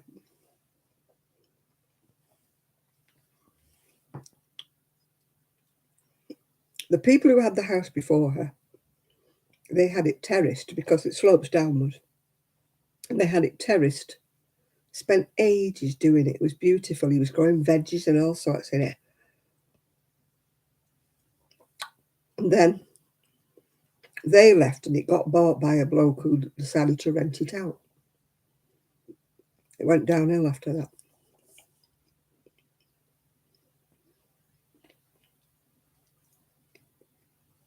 We had a succession of really bad tenants. I didn't have enough room to grow veggies. I did try when I was able, before my back went completely. I grew a few bits and pieces in tubs, like raised bed tub things. But my garden was too small. When I was married, my ex-husband would have killed to have the bottom of that garden. He would have grown veg down at the bottom.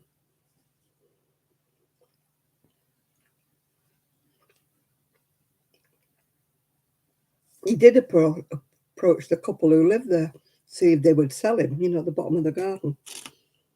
But they wouldn't. You know, do it legally. Put a fence around it and join it onto our house. But they wouldn't. I mean, he was quite green-fingered, my ex. He would grow things. I don't know whether he grows veggies now or whatever. We don't have much communication. My son does, obviously, because he's his dad, isn't he? You know, so he keeps in touch. I just stay out of things. The only reason I knew about Alfie was because, you know, my son told me today. That's two in one day. My cousin's wife died this morning, but she was 80, I think, in her 80s, yeah. I didn't even know she was ill. I knew she was losing it a plot of it. I knew she had a bit of dementia, but, you know, I didn't think she was ill. Oh, got an itchy. I stupidly burnt my shoulder, if you can see it. Oh, the skin's falling off it.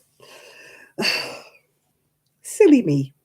I did put sunscreen on, but obviously not enough. Oh, Lord above. My kneecaps are kneecapping. What have I got? Oh, I can't get in. Can't get in for the wall.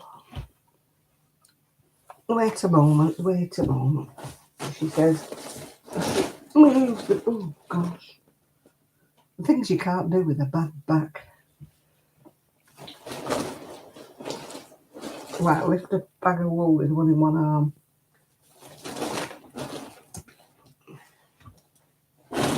Push it with my foot. Whoa. Oh, that was close. Nearly fell over. You were nearly having to pick me up then. Oh, still can't do it. Oh, that's better. Got it. All I wanted was a bit of Southern Comfort to put in my Coke. Oh, that's struggling. Oh, that's struggling. Just to get a bit of Southern Comfort to put in my Coke. Oh, dear.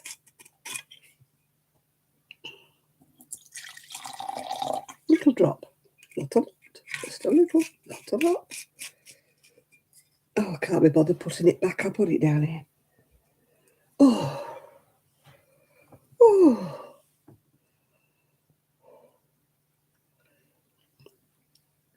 You grow potatoes. I'd like to grow something, but I tried growing salads and stuff, but I didn't look after it. The spinach was okay. The spinach grew and the lettuce grew. But this year I said to my daughter-in-law, if you want to grow flowers in, I mean, I bought this raised bed thing. So we've got lavender and flowers in it this year. Nothing to eat.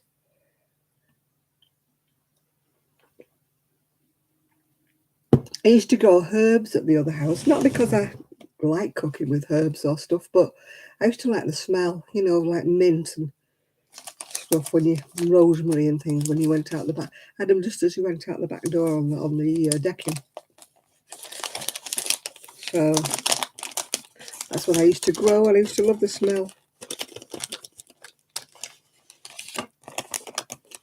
But that's all in the past. In the past.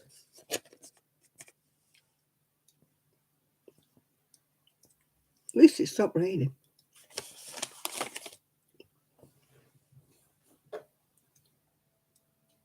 Yeah, definitely stopped raining.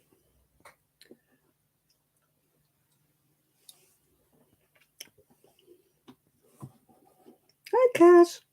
Guess where you are? Well, if it's thundering and lightning, you won't be in the garden.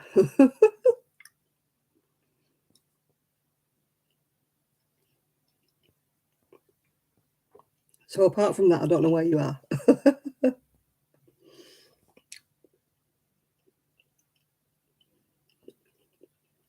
Oh, hello. Chris gets hello, Chris darling. We don't.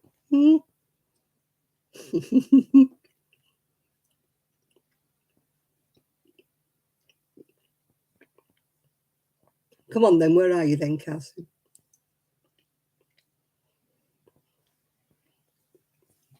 Where you always are on a Saturday night? On the sofa? In your chair? In your recliner? Oh, thank you. I was feeling quite deprived. Are you in your recliner? I'll stop eating this chocolate. I just love dairy milk. It's lovely, isn't it?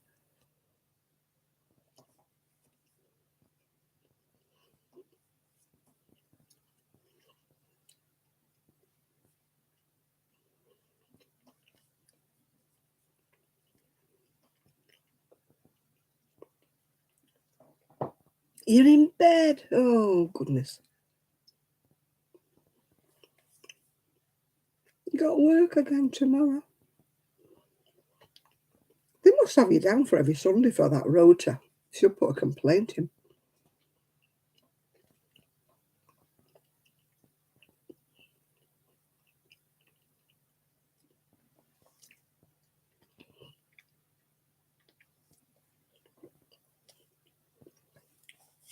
Put a complaint in. Janet says I have not got to work Sundays. So put it in writing for you if you ask her nicely.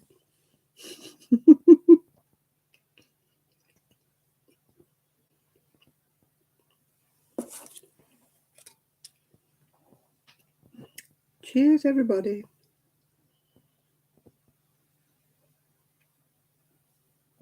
Oh, only a little bit of Southern Comfort, but just enough to make it taste. That's nice.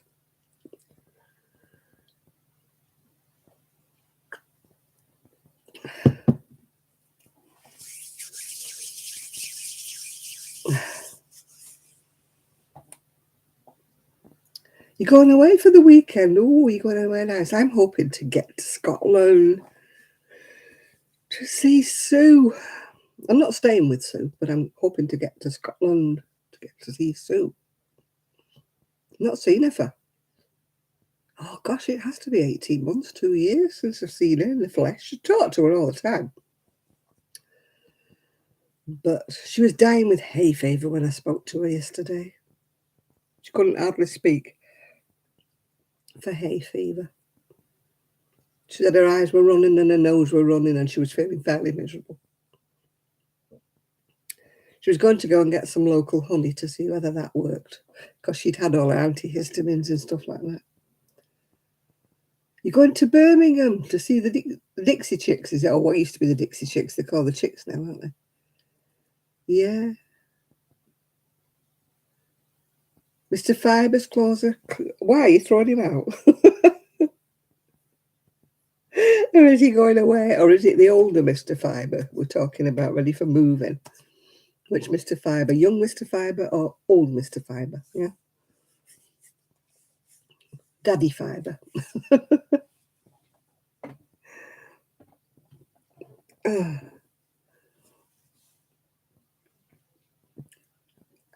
If it's young Mr. Fiber, where are you sending him?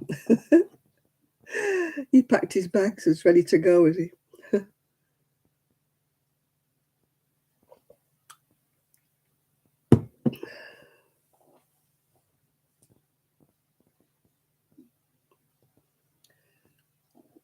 Gosh, yeah.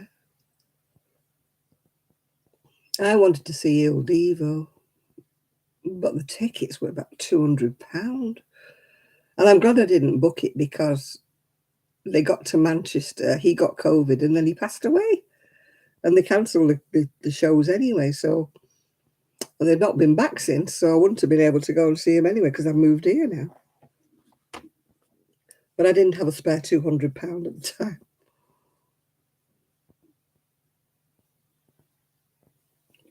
Oh, you always have to do your dad's laundry. I used to do my mum's laundry.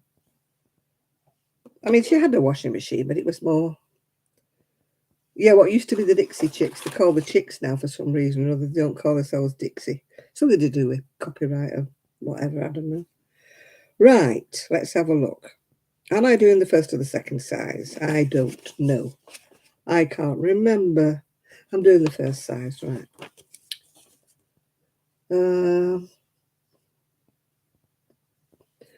Oh gosh, yeah. Can we all go to Nashville?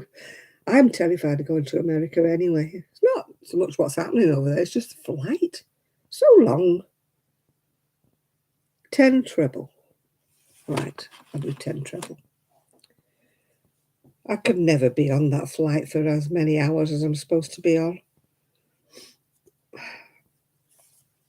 I couldn't sit still long enough. I'd probably annoy the air hostesses by wandering about all the time. Because I can't sit for long, especially if it's cramped and there's no knee room, which there probably is in economy, and I can't afford to go business class. So I think America will just have to do without me.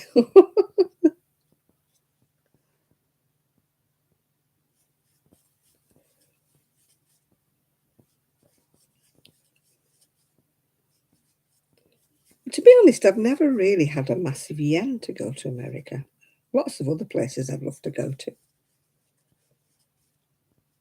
You know, I've not seen much of Europe. I'd love to go to Europe.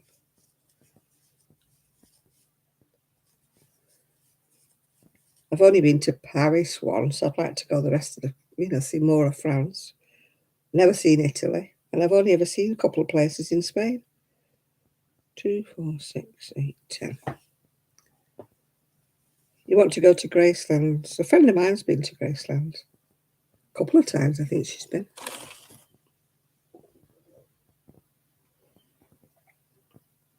Right. 2 treble into the next stitch. 1 treble into the next 3 times. All right, okay. Oh, I have been out of the UK, but it's been a long time ago. The last time I went on holiday was 15 years ago, apart from a 2-day trip to the spa with my niece. I mean, that was a sort of a holiday. It felt nice to get out and about. But I'm hoping to go and see Sue, and then I'm hoping to go on maybe on a coach holiday. Just local. Well, so local, just in this country. Not going crazy.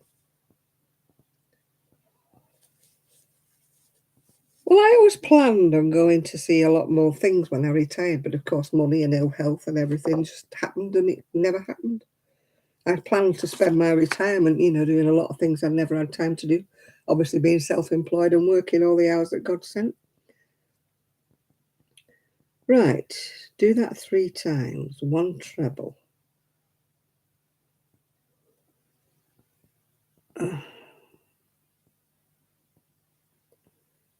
3 times, 1 treble.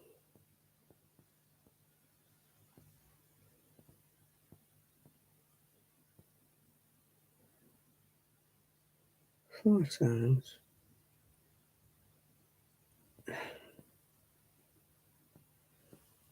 This is where I'm going to mess it up, I know I am.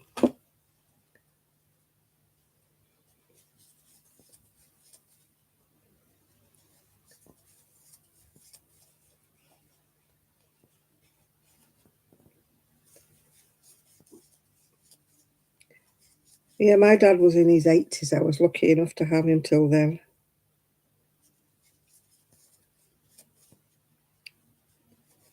Mind you, the last year, 18 months of his life, he'd lost the plot, so it was a little difficult to talk to him.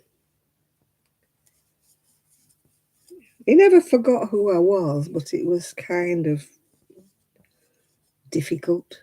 Yeah.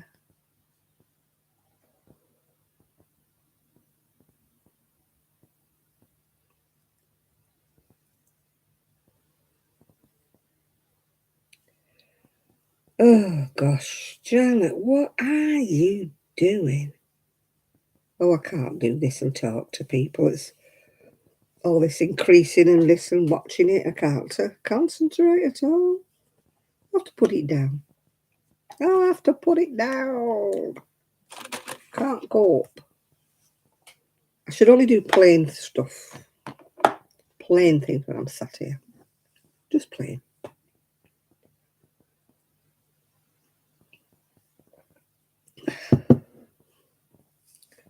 Well, I made this decision to come here on my own, and I don't know why. I was very low at the time. I'd been ill, very, very ill with the COVID. I'd kept falling. Everything was going wrong, and it seemed like a good idea at the time to come here. But, I'm still not settled. Really not settled, yeah.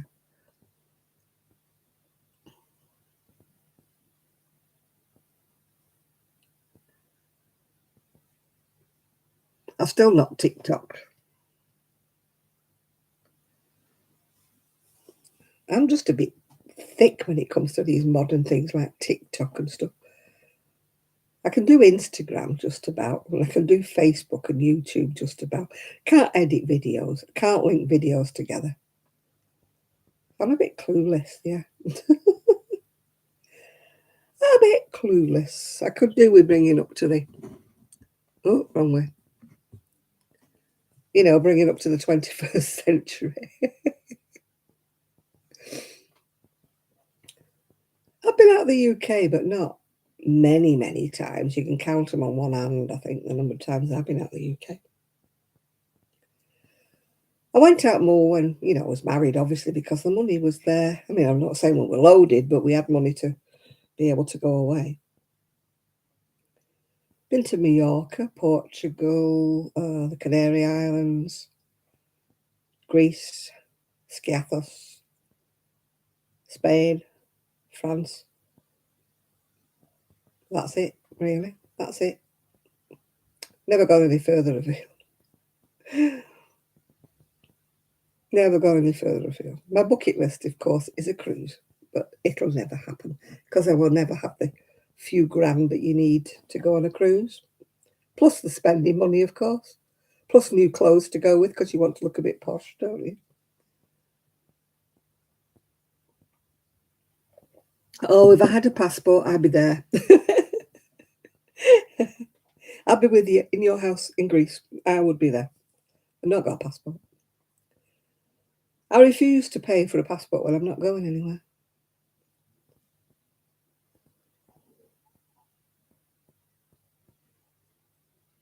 We could all stay at Chris's. I think it'd be a bit crowded at Chris's. Anyway, Chris is moving or hoping to move one day. So I don't think we'll all fit in where he's going to move to. And we certainly won't fit in with Shad, will he, with his little house, his tiny house. We can't fit in Shad's tiny house. Mm. We need somebody who's rich, who's got a massive, massive house, and then we could all go. But I don't think there's anybody that comes under that category in here.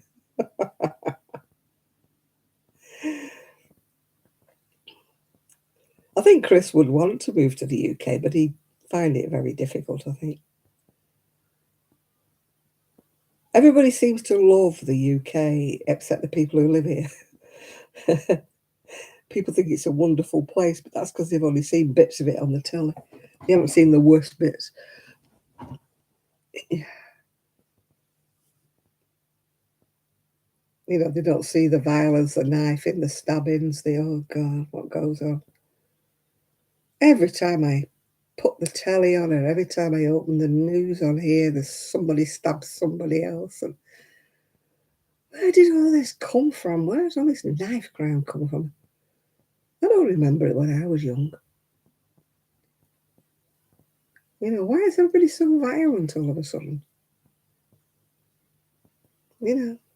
Stranglings and rapes and muggings and abductions and Lord knows what's going on in the world. We never had any of this. There might have been a bit of it, but it is computer games. I think it is. I think the thing with computer games, if people are of a certain mentality, I don't want to be rude to anybody here, they can't differentiate between real and imagined. What they see all this violence on computer games, they think it's okay to do it in real life, and it isn't. They can't separate the two things. Yeah.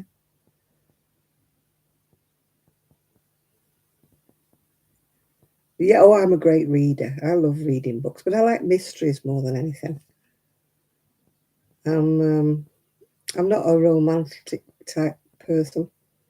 I don't mind if there's a bit of romance in my mystery books, but I'm not a Mills and Boone, if you know what I mean, where everything's happily ever after. And they always meet a millionaire, don't they, who lives in a castle and, you know. Oh, I don't watch soaps. I can't remember. The last time I watched Coronation Street, Ina Sharples was in the snug with Minnie and Martha. Yeah. And I haven't watched EastEnders for years. And I never got into Hollyoaks or any of that stuff. Never got into any of that. My son used to watch Neighbours when he was a teenager, but that's about it. He used to come running home from school to watch Neighbours. But I was never into that at all. Well, I was always at work anyway.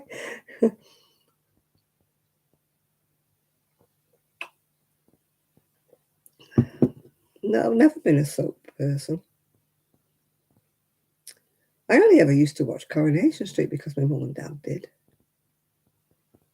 You know, I grew up, as Sheila would say, once I grew up and was in charge of my own telly, you know. I stopped watching them, yeah. Tune them out. No olives for me, thank you, Chris. I don't like them. Yeah. I don't know what jack cheese is, but I'm sure it'll be all right. No, no dark rye. No, don't like. I don't like malted bread, and I don't like rye bread. I don't like anything with bits and chips and God knows what in. No. Gilligan. I don't think there was much when I was growing up. See, that's just showing me age, isn't it? I don't think we had any cereals. I don't think there was even Coronation Street when I was young.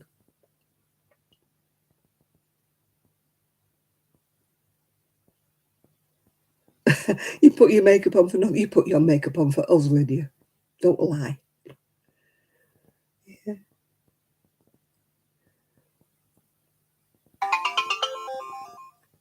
You're postponing it, so you have to put your makeup on another day.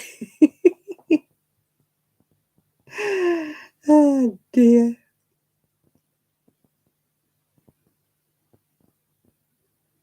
Oh, pride section for kids. I wish they'd let kids be kids and make their mind up. I'm not saying that kids are not gay when they're born. I'm just saying let them make their own mind up. Don't force them down a path that they don't may regret later. You know,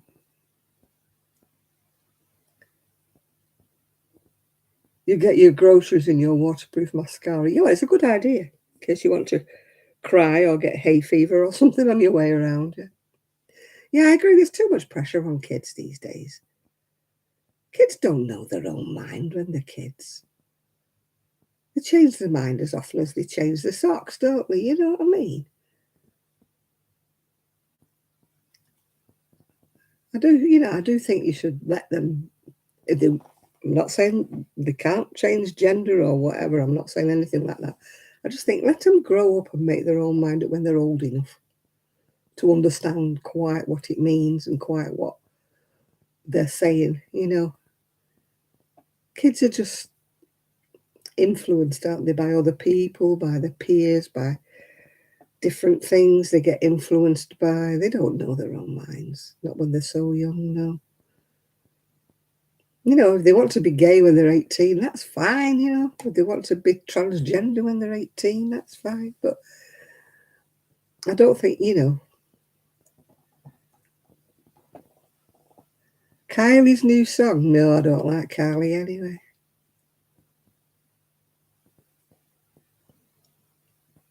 Why? What's she saying now?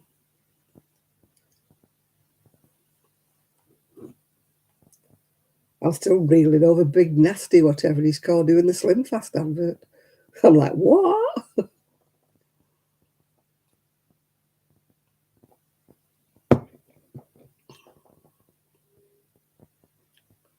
Yeah, that's what I mean, Chris, you know.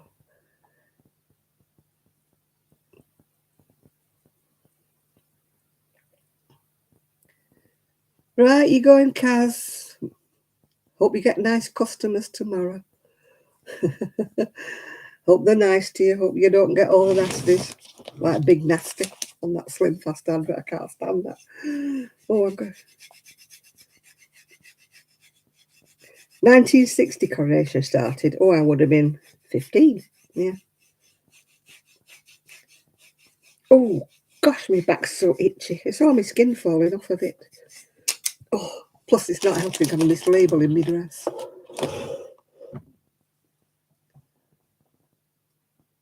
Well, it's a silly advert, isn't it? I'm sorry, but he wouldn't inspire me to go and buy any Slim Fast with that advert. I think you're kidding me, aren't you? You know, obviously you're not swigging it, are you?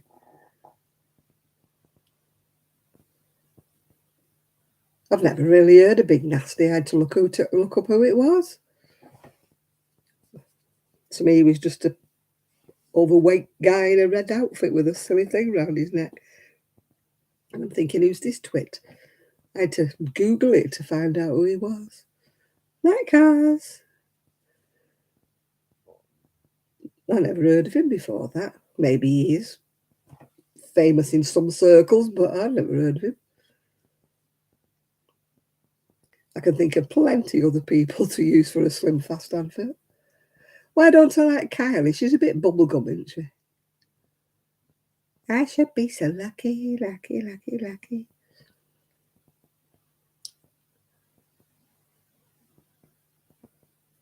I think I liked her better when she was in Neighbours.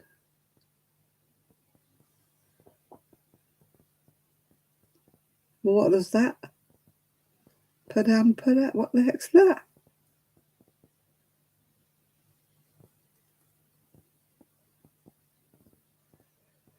Yeah, she's not got a whole lot of personality, has she, really? All she was famous for was wearing them little shorts. Those little gold shorts. I think that's about the only thing she's famous for, isn't she, Kylie? And being in Neighbours.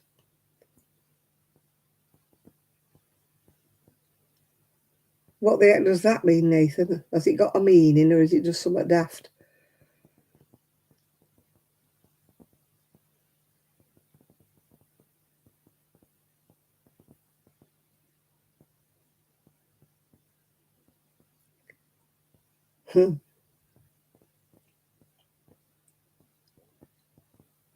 I don't understand half the lyrics of the songs these days.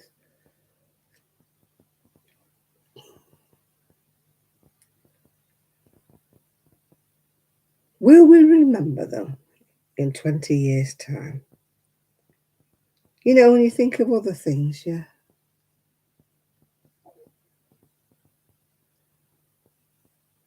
I never watched breakfast TV, so I don't really know. You know, about Phil and Ollie. I never watched it, just never did.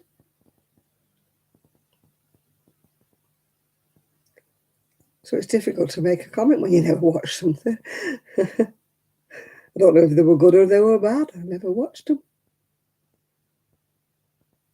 And sometimes, when I used to watch Loose Women, I sometimes watched the last 2 minutes of them before it went, when they were doing the cookery bit, before it went on to Loose Women. But I never watched the whole show. I don't watch any breakfast TV. I just don't put it on. When I was working, I used to put something on for about a few minutes while I put my makeup on and had my breakfast. But it wasn't Phil and Ollie. I don't know who was on it then. But it weren't them. I think it was Eamon or somebody. Might have been Eamon and Ruth or something like that. Something a bit more sane and sensible. I can't remember. Such a long time ago since I ever watched breakfast TV getting ready for work. It's what, 17 years ago was the last time I put my makeup on ready for work, yeah. Put my curlers in. Oh, God. It was like a routine. Have a shower, stick your curlers in, get your breakfast, do your makeup, put your clothes, iron them if they needed ironing. Put something in for your tea if you were doing a slow cooker. God, I used to achieve a lot in that couple of hours before I went to work, yeah. I used to be peg me washing out if it was a nice day. I was like a little dynamo. It's no wonder I wore myself out. Little human dynamo. The woman across the road used to say to me, my goodness, you're full of energy. You're up there cleaning your windows and doing everything. Which I was when I was younger. Never stopped. Clean, clean, clean. Do, do, do. Wash, wash, wash. You don't realise you're slowing down until you look back and think, my goodness, did I do all of that before I went to work? Yeah. You know. Yeah, have a shower, put the washing in. Because I used to wash a lot more because I was out to work and I used to put clean clothes on every day. So I had a lot more washing to do. So every couple of days the washer was on. But those were the days when I had a washing line to peg out on. They used to dry lovely. Don't dry here. I think it's the salt from the sea or the damp or whatever. Nothing dries here. It gets sort of damp dry, but it doesn't get dry dry.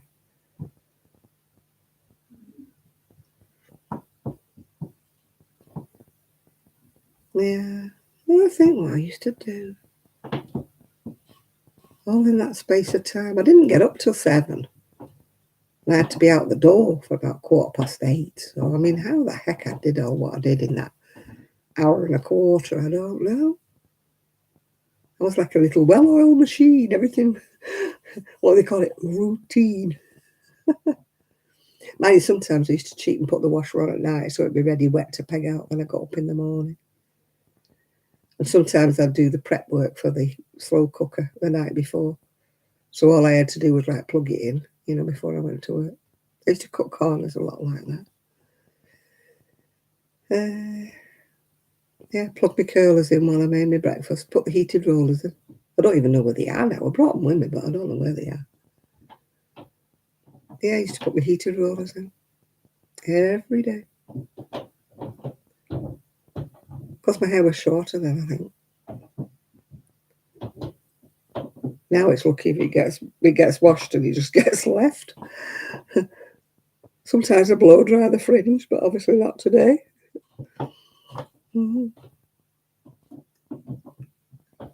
21 of 39 rows done. Woo, you're better than me. I've just give up because I can't work out where I want to. I can't concentrate.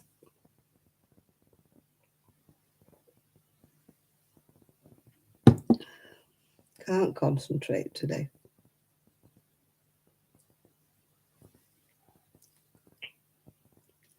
And tomorrow I shall be packing all my things ready for going to the post office on Monday.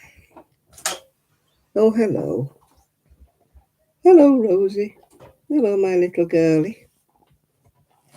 Hello, my darling. You come to see Grandma? I've got nothing for you to eat, my darling.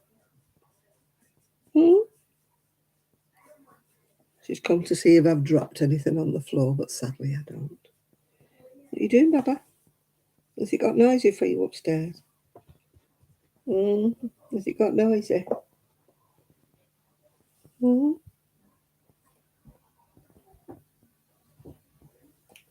She's come to sit on my sofa. You saw her tail, did you? Oh no, she's back again. There she is. Can you see her with the yellow collar? There she is. She's been chasing a fly. So she can hear it buzzing. It's still buzzing around. So that's what she's here for. She can hear the fly. The fly. There's no fly, darling. It's gone. The fly gone. She said, no, the fly's not gone. You're lying to me. I can hear it. She's behind my chair somewhere now, looking for a fly. Yeah, you like her new do. Yeah, she looks like a different dog, doesn't she? She's so smooth. It's like, who is she? Who's this girl? And there she was, gone. But I'm going to shut the door because they've got the TV on upstairs. It's a bit noisy. Oh, dear.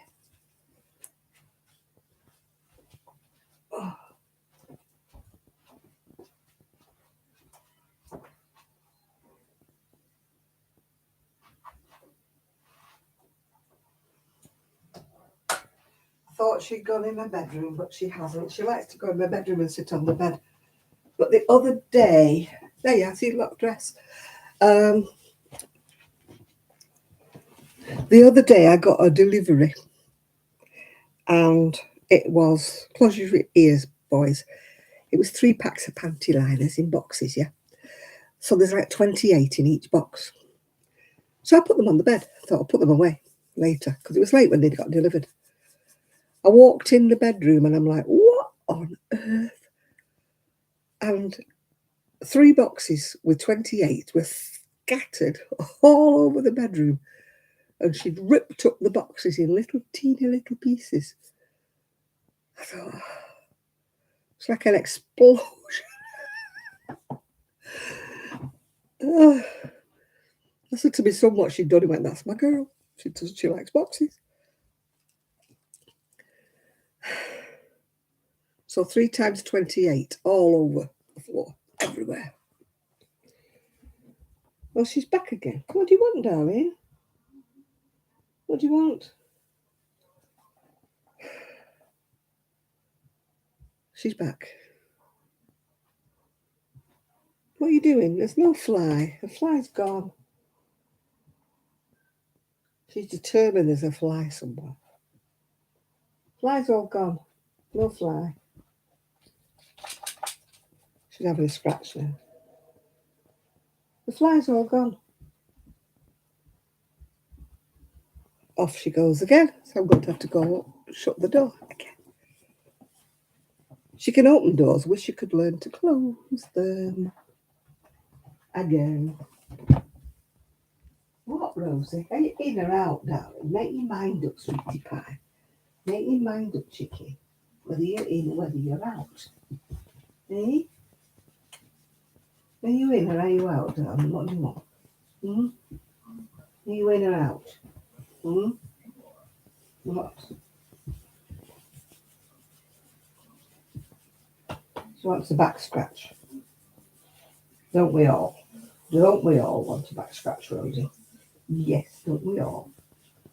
Good girl. Oh, she's on the sofa now. Is she? No, she's on the floor. I don't know. She doesn't know what she wants. What do you do with a dog that doesn't know what she wants? She doesn't know which side of a door she wants to be on. And now I can hear the telly from upstairs. I'm sure you can as well.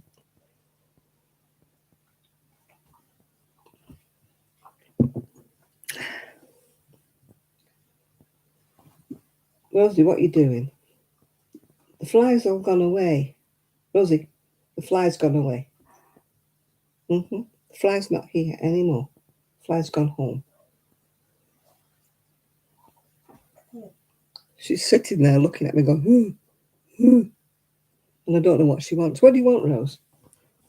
What do you want? Do you want to go out? Do you want to go wee-wee? Don't go wee-wee. Who knows what this dog wants? I wish she'd learn to tell me. You won't go wee-wee? Well, come on then, if you won't go wee-wee. Come on. Come on then, let's go. You go upstairs. Where are you going? Where's Mama? You're going to sit on the stairs? Well, stay there then. Keep my room.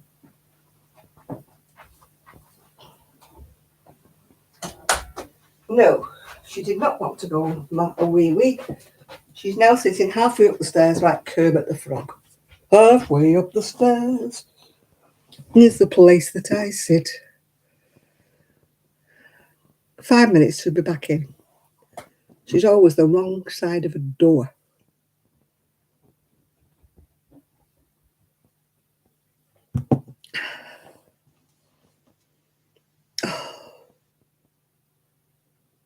I don't know where she's gone now. I can hear pattering feet everywhere.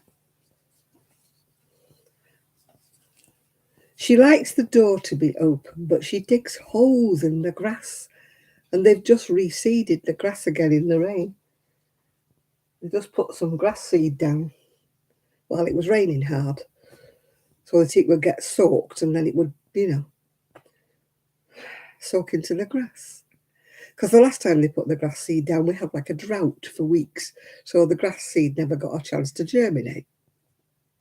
So today, because it was raining very hard, they decided to go out and scatter the grass seed while in the rain. I don't want to go and digging it up. What a dog. Who wanted a dog? My dress actually came from that Shein. Is it Shein, whatever, Shine, whatever they're called.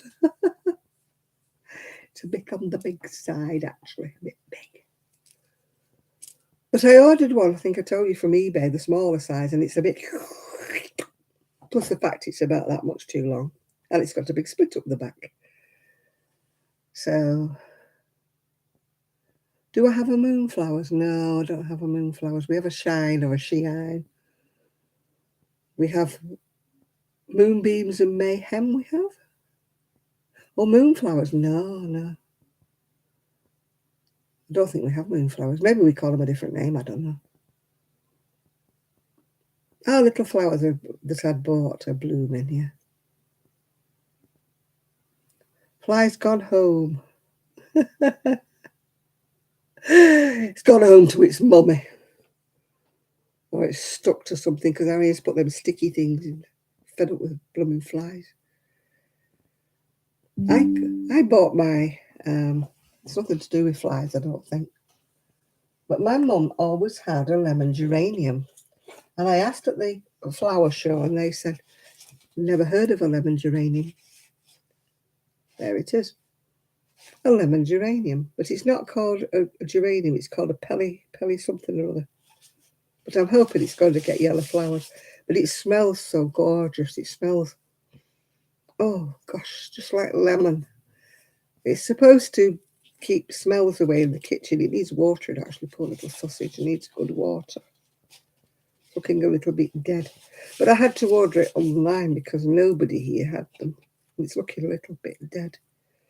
I'll give it a water before I go. The reason I didn't water it is I didn't have a saucer thing to put it on. Yeah. So I'll have to sort something out. But it smells absolutely gorgeous, yeah. Oh, that's lovely. Hi, Nana Michelle.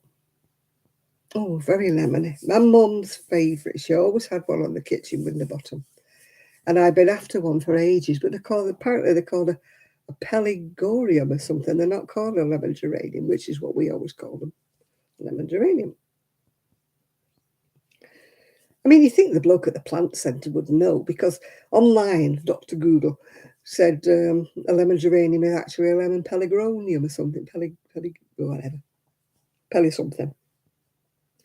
So you'd think if he was a plant person, he would have known that, wouldn't you? You know. So I got one in the end, but I had to send for it away, yeah. The moonflowers. Oh, gosh, no. No, I've not got, don't even know what they are, Jill.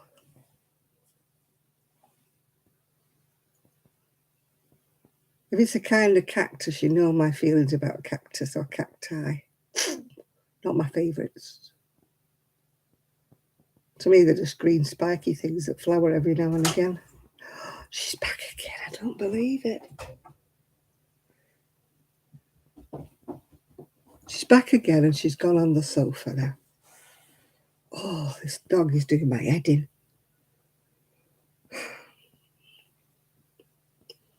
As I say, I wish she would learn to close the door after her. And I daren't close the door because when she's shut in, she wants to go out again. I just need a swinging door, don't I? Or a dog flap. Yeah. Could do the dog flap on the back door, then she could go in. Why she'd go out in the rain and sit in it and get wet through.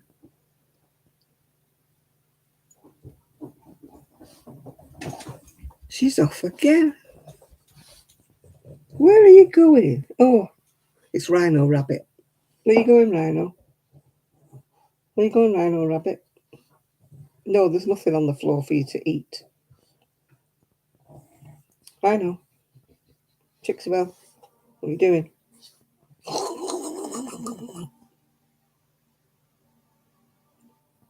Trixabel, what are you doing? What are you doing? Go say hello to everybody. Because they like you for some strange reason. They like you, my Trixabel. Come here. Oh my God, I need a crane. I need a crane for this one. There she is. Great big heavy lump. There she is. Trixabel. Hi, Shad.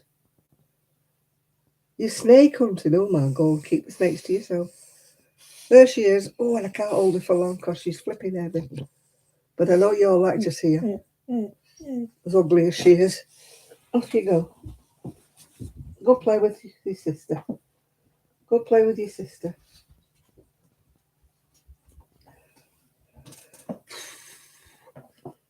God, that was heavy. Picking her up. Done myself a mischief. I'd rather you went snake hunting than me. I don't like snakes. I hope you got your great big wellies on and you got your trousers tucked in your wellies. Your big boots on so they can't bite you. Oh, she's barking now or something. Don't drop her. Good God. She's growling. Can you hear her? She's like misery ass. Poop bum. She pooped in the hall yesterday.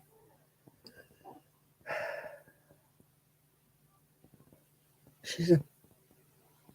She weighs a ton. For such a little dog, it's like you need a crane to lift her up. You couldn't carry her far, I tell you. When she was in season and the dog came up to her and Harry and picked her up, he nearly did his back in, carrying her home.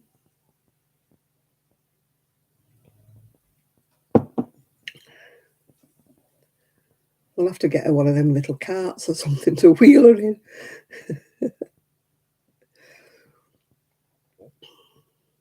She's a bit too heavy for one of them papooses. You need a crane for yours, dear. They weigh heavy, don't they? You know, pugs and Frenchies, they weigh a ton. I'm sure they're part of the pig family, you know. I don't think they're part of the dog family at all. They're like rotund, aren't they? I mean, she's not overweight. She's spot on. She's not too fat or anything like that because, you know, we keep her on a regime. We didn't. She'd eat the house. She literally hasn't got a stop button. She would just chomp, chomp, chomp. She's like Pac-Man. You have to guard her food. You have to give them a certain amount. You can't leave food around. She has to be on measured doses because she just packs on the weight if you just leave her. But she's not overweight. You know, the vet says she's to the bigger side of what she's supposed to be, but she's not overweight. Obviously, the vet doesn't have to pick her up and carry her. She is well overweight, yeah. I just hope she's not peeing or pooping anywhere because she is prone to that. If they're upstairs, they don't see what she's up to, you know. And I can't look after her. I'm not following her around with a mop. I mean, I got up in the middle of the night and I noticed she pooped. So I just went to the bathroom, came back, avoided the poop, went back in my bedroom and left it. Thought, she ain't my dog, I ain't picking it up.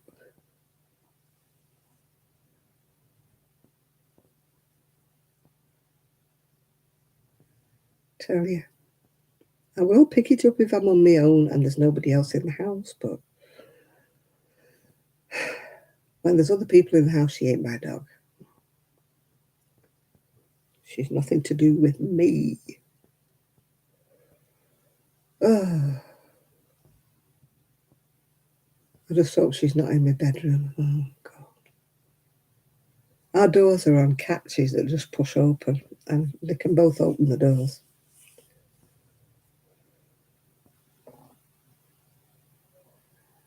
One of your sons got two Frenchies. Oh, I wish him joy. Arian's works with a girl who's she's pregnant, and he said, "Shall we get another one?" I went, "No." He said, "That were a bit quick." He said, "You didn't even think about it, did you?" I went, "No." "Oh, you're off, are you, Jill?" "Right, night. Well, good afternoon, I should say to you, because it's afternoon where you are, isn't it? Yeah. Yes, I shall enjoy tomorrow. If the dogs let me have a lie-in. Because I've got nothing to get up for. I've got no Amazon men or anything coming tomorrow. So I can have a lie-in. Unless Rosie has one of her barking fits like she had this morning. I think she's got Tourette's. She barks at nothing and nobody and anything and everybody and somebody in the next street or, anything. And she's terrible if anybody comes to the door. Oh. I mean, we're going to get bad. The post woman's going, "Put the dog away, put the dog away." That post woman's going to stop delivering us any mail in a bit. I'm going, "I'll put the dog away, don't worry. Put it away."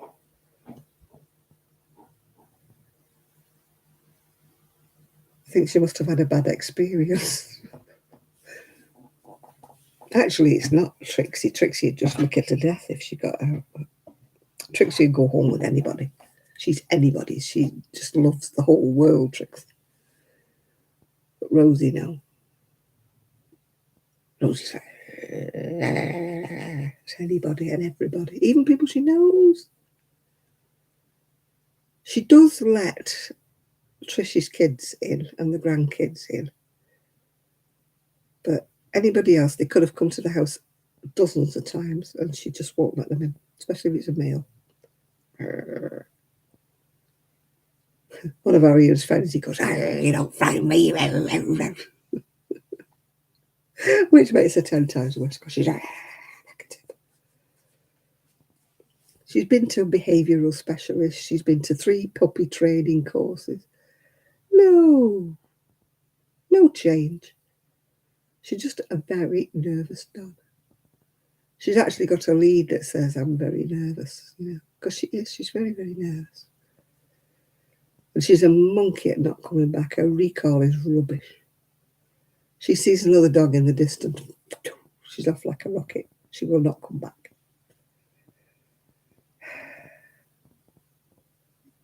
But Trixie will eventually. But Trixie throws deafened, you're saying, "Trixie, Trixie." Eventually when you yell, "Trixie, now," at the top of your voice, she goes, "Oh, you mean me?" And then back she comes. But she throws deaf ones when she's in the garden digging in the flower bed, and you're like, "Trixie, come off there. Trixie, leave the flowers. Trixie, come away from the bush. Trixie, turn the bell." "Oh, am I digging? Sorry." I'm used to dogs that, I used to say, "Buster, come off there." Straight off. Even Gigi, "Gigi, what are you doing? Come off." Off. These two, I think they need NHS hearing aids, both of them. Hey. Well, what time is? I've been on 2 hours and 29 minutes. Oh, it's only 11:30. Feels a lot longer than that. Hey, I just want my bed. I like getting comfy, getting in my bed, getting comfy. I've got a very comfy bed. When I got it, it was very firm. I was like a pea on a drum.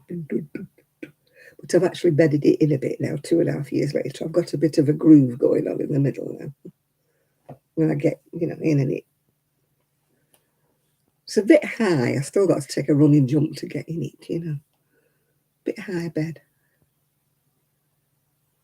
When I first got it, I practically needed steps to get in it. It was like, I had to stand on a little step stool to get in it because I couldn't get in it first. It's bedded down a bit now. But when I was buying it, I thought, get a good mattress because, you're not going to be buying another one. You're in your 70s now, you want one to last, don't you? I know they say you should change them every so often, don't they? But I thought, no, it'll last. I had my other mattress about 20 years, you know.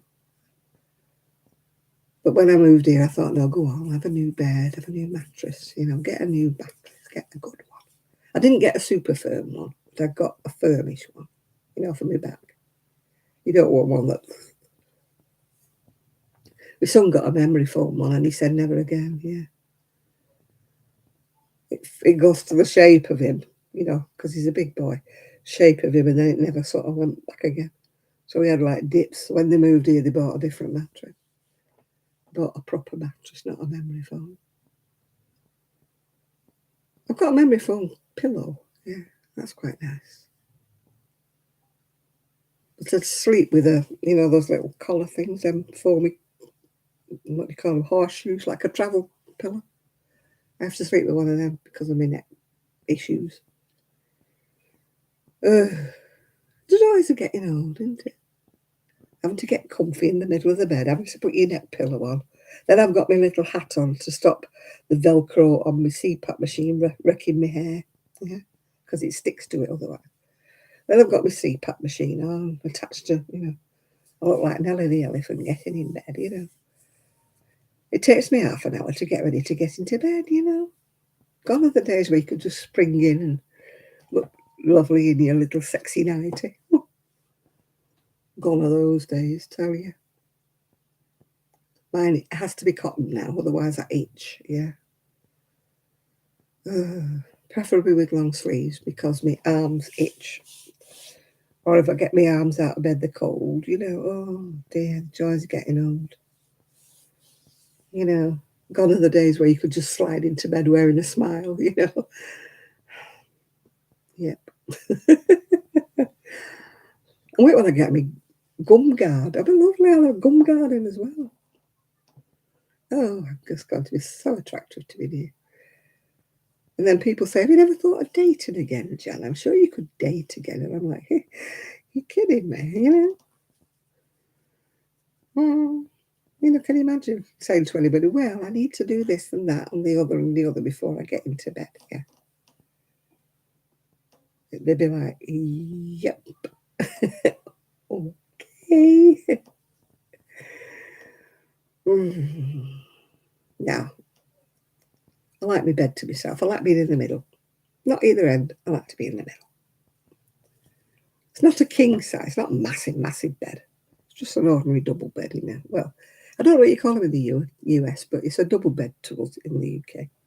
You have these fancy names like queens and whatevers and thingamajigs, don't you? It's just an ordinary bed for two people. Allegedly so. But in my case, if there's more than one person in my bed, it's usually a dog. Yeah. So, yeah. Oh, a comfortable bed is everything, isn't it? Yeah. My dad used to always say the two things you should spend your money on are a decent bed or a decent pair of shoes, because you're always in one or the other, yeah? Which is true. You're either in a pair of comfortable shoes walking around or you're in the bed, aren't you? So he said those are the two things you should spend your money on. A good bed and a good pair of shoes. My dad was a leather shoe man. He would never entertain anything that wasn't leather. He always had to have leather uppers and leather soles on his shoes. He wouldn't entertain anything else. Yeah. So, I mean, towards the end of his life, God knows. I mean, and every time he saw a pair of shoes that were his size in the sale, he used to buy them. And when he passed away, we had about 3 or 4 boxes with shoes in that he'd never worn. They were there, brand new.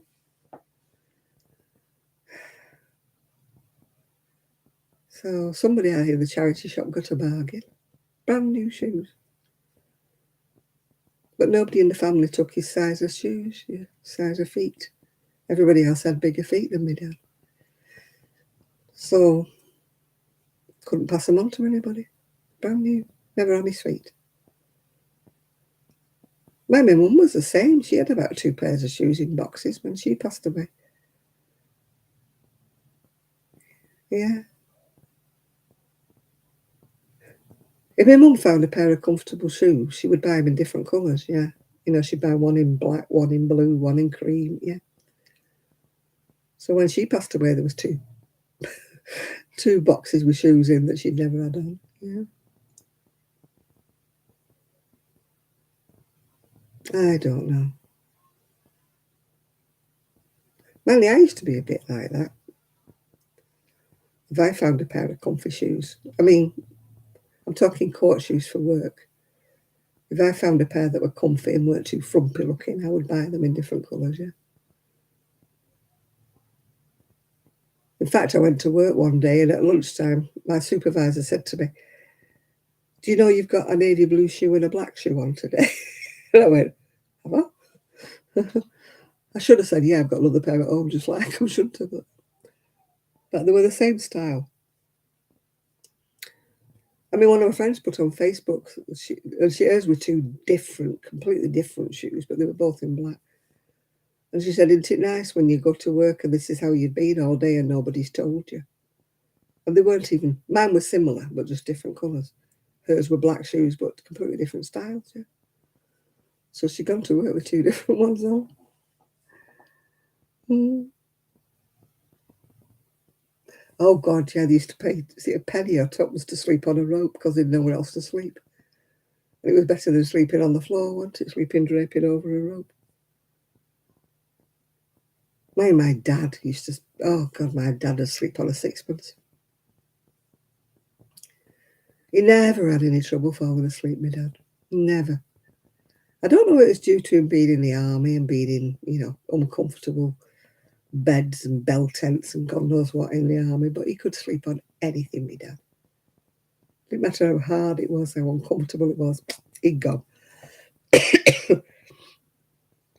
I had a boyfriend like that, though. He used to drive a tarmac wagon. And they always used to say, "Charlie's got a broken neck." He didn't have a broken neck. It's just every time the wagon stopped, I could be talking to him and he'd just go, and he was gone to the world. He could sleep. It was like 5, 2, 3. Was it 5, 4, 3, 2, 1? Charlie's gone. And funny enough, I haven't seen him for many, many, many, many years, but he's on Facebook. And one of his Facebook photographs, they're having a family barbecue or picnic or something, and he's there in the chair going, "Oh, things have not changed in all the years." He's still falling asleep on a washing line. Yeah, yeah, he was a brilliant sleeper, honestly. Nothing kept him awake.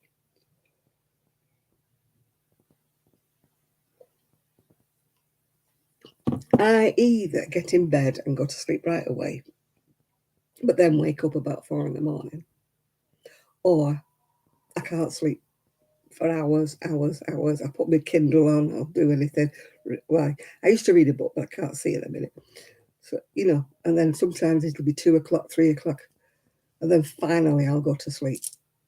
Or the other way is I fall asleep right away and then wake up at 4 o'clock in the morning. And then it takes me forever to get back to sleep again. And then I don't wake up till lunchtime, yeah. My sleeping time would be like early hours in the morning until dinner time. That's my sleep pattern. I get me 8 hours in then, yeah. I'm not very good at getting up at 6 and 7 in the morning. I'm not very good at that. Don't matter how soon I go to bed, I'm not very good at early morning. When I look after the dogs, I'm like, "Oh my God, will you just go back to sleep, dogs?" Trixie, all around your face. 5 o'clock, 6 o'clock in the morning. I'm like, "Oh, Trixie, go to sleep, go to sleep." But then I have to let her out for a wee because, she's not to be trusted. So then I'm like that, staggering my way to the back door, open the door, let them out. I'm like, "Right, you're not having your breakfast yet. It's not time. We're going back to bed now." Usually they will. They will settle back down again till about 8 o'clock. But I get quite nasty. 5 o'clock in the morning. "What do you want?" I'm like the bitch.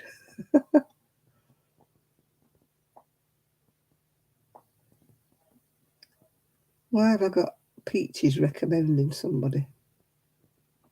I don't even follow Peaches. Why am I getting recommendations from her? Don't know. I'm always getting things like that. We are recommending this YouTube channel to you, and I'm like, it isn't crochet. It isn't even knit. Why are you recommending this channel to me? It's not like it's a channel that has got a subject matter that I kind of watch, you know? Why?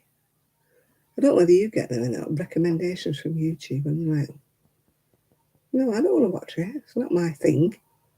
Why do I want to watch racing cars or bikes or something? You know, why? I don't watch them, yeah.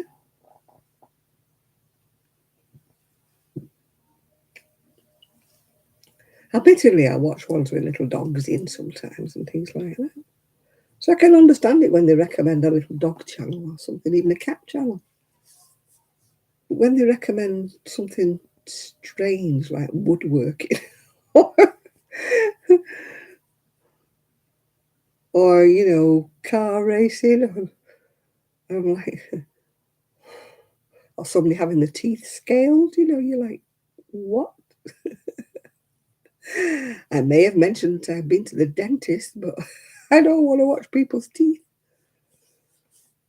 Or people's feet is another one I get. People with corns and stuff. Why, you know, why do they think I want to watch people's feet? Yeah. Hello, Dawn. Hello. How are you doing? My son is snoring. The film he's watching upstairs must be so scintillating he's gone to sleep.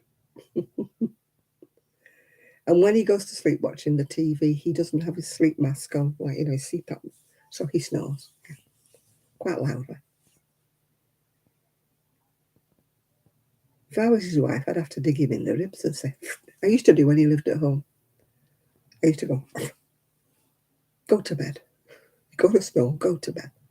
What? No, I wasn't sleeping. You were sleeping, you were snoring. Go to bed. But that was before he was diagnosed with sleep apnea. I kept telling him he had sleep apnea, but he wouldn't have it. He kept, no, I haven't got it. No. He has a mask like me.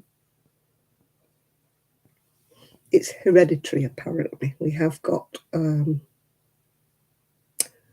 what is it we've got? Something to do with a narrowness at the back of the throat. My dad had it. I've had all kinds of ops, which I'm not going to go into, trying to widen the passageway. That's why I choke when I'm eating.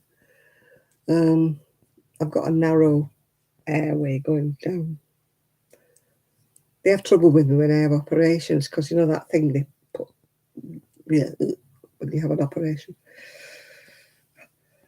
They can't put it down. So I've been told I can't have anaesthetic now for any operations because of my breathing issues. So I have to have everything done on epidural, which is hilarious when you're having your knee replaced. And it sounds like, you know, they're doing DIY down, you know, you have a sheet up, you can't see. But you're like, what? Because they're hammering and knocking and banging. It's not a nice sensation at all.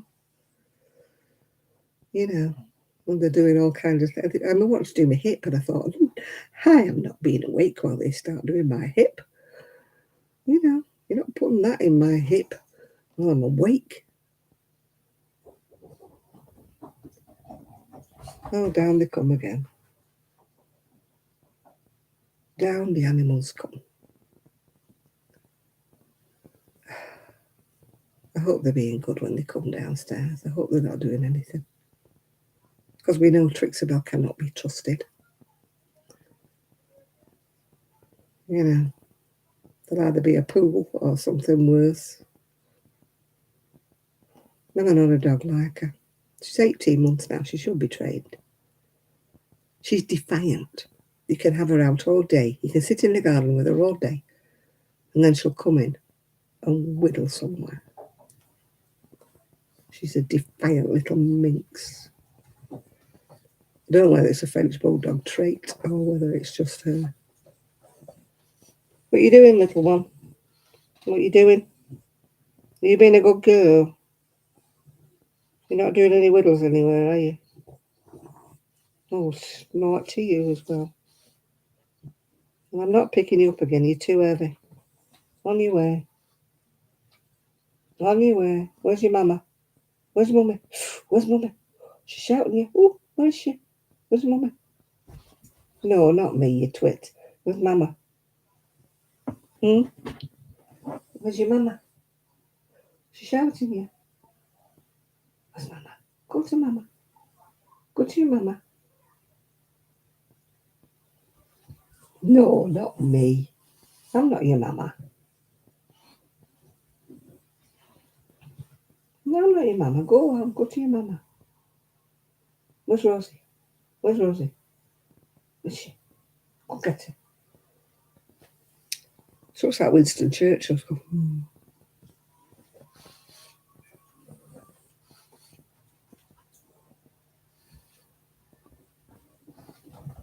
She's gone up the stairs again now. She's got that expression like, we are not amused.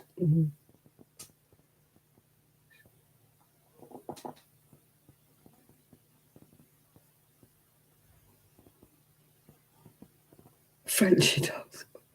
She snorts. She's not got breathing issues because we had her at the vets and she's quite well bred. In other words, she's got a longer snout. Some Frenchies have been inbred so much they've got a flat nose and they have terrible breathing difficulties. She doesn't. But she snores. My God, does she snore. And then you get the in between. Why have I got Lele's Crochet and More? Oh, well, at least it's a crochet recommendation this time. It's not feet.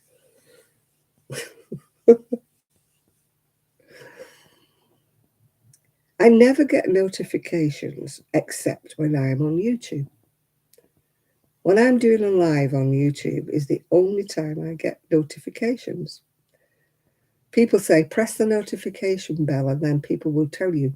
They used to send you emails saying such a body is on live or such a body is on channel. Unless I am on YouTube, I don't get any notifications whatsoever.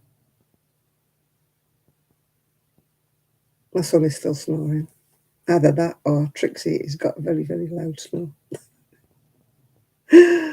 Oh, dear. Yeah, I need to go to the dentist. The dentist knocked a piece off my tooth when she pulled the roots out, that tooth there. She knocked a piece out, so it needs filling. But she didn't admit it, of course not. She didn't admit it at all. No. So now I've got to pay £109 to get a filling. Oh, my daughter-in-law's coming down the stairs now. Take them out for a wee.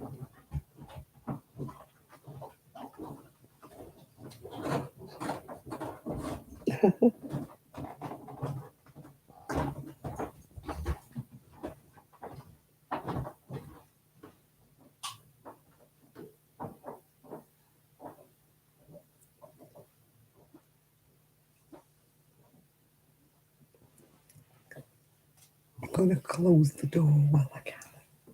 Won't make any difference. Rosie will open it again.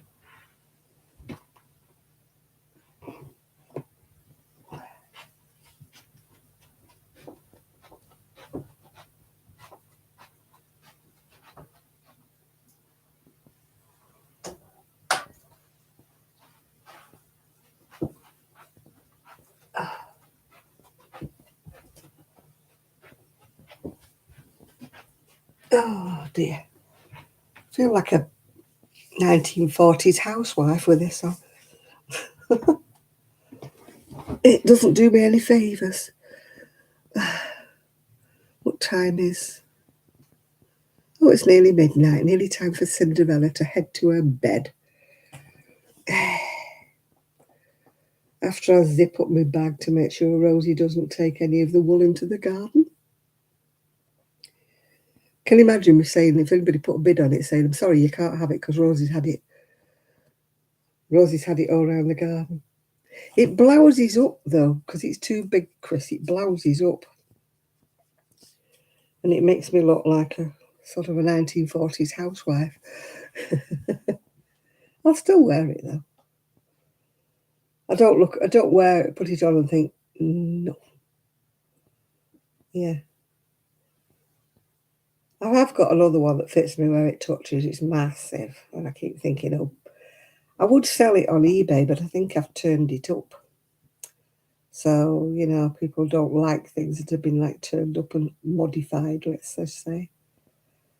This one hasn't been turned up. It's a bit long and I keep treading on the front of it. In actual fact, when I put it on in the morning, it's fine. When the day wears on, I must shunt. I must be smaller in the evening than I am in the daytime so that I start tripping all over. Yeah, it does. It looks like sort of, I don't know whether you're supposed to wear it sort of Bardo style, but of course I don't like showing my bra straps. So I think it's supposed to be off the shoulders a bit, to make it look a bit more, what's it, yeah. But I don't like wearing it like that. So I pull it up like that. So that I'm not showing my underwear. I used to have a strapless bra, but I lost weight and it was too big for me, so I never bought another one. Yeah. Those 40s housewives. This is what it reminds me of because it's baggy here. 40s housewives always had like elasticated waists and voluminous tops, What do they call them? Like, not durnal, because that's a skirt, isn't it? Like a peasant girl look. That's why I think it should be off the shoulders, but I think that's what it's meant to be. Like a peasant girl look, yeah. Instead of the way I wear it. May I got a dress from that Temu. Oh, that's going on eBay. Doesn't fit me anywhere.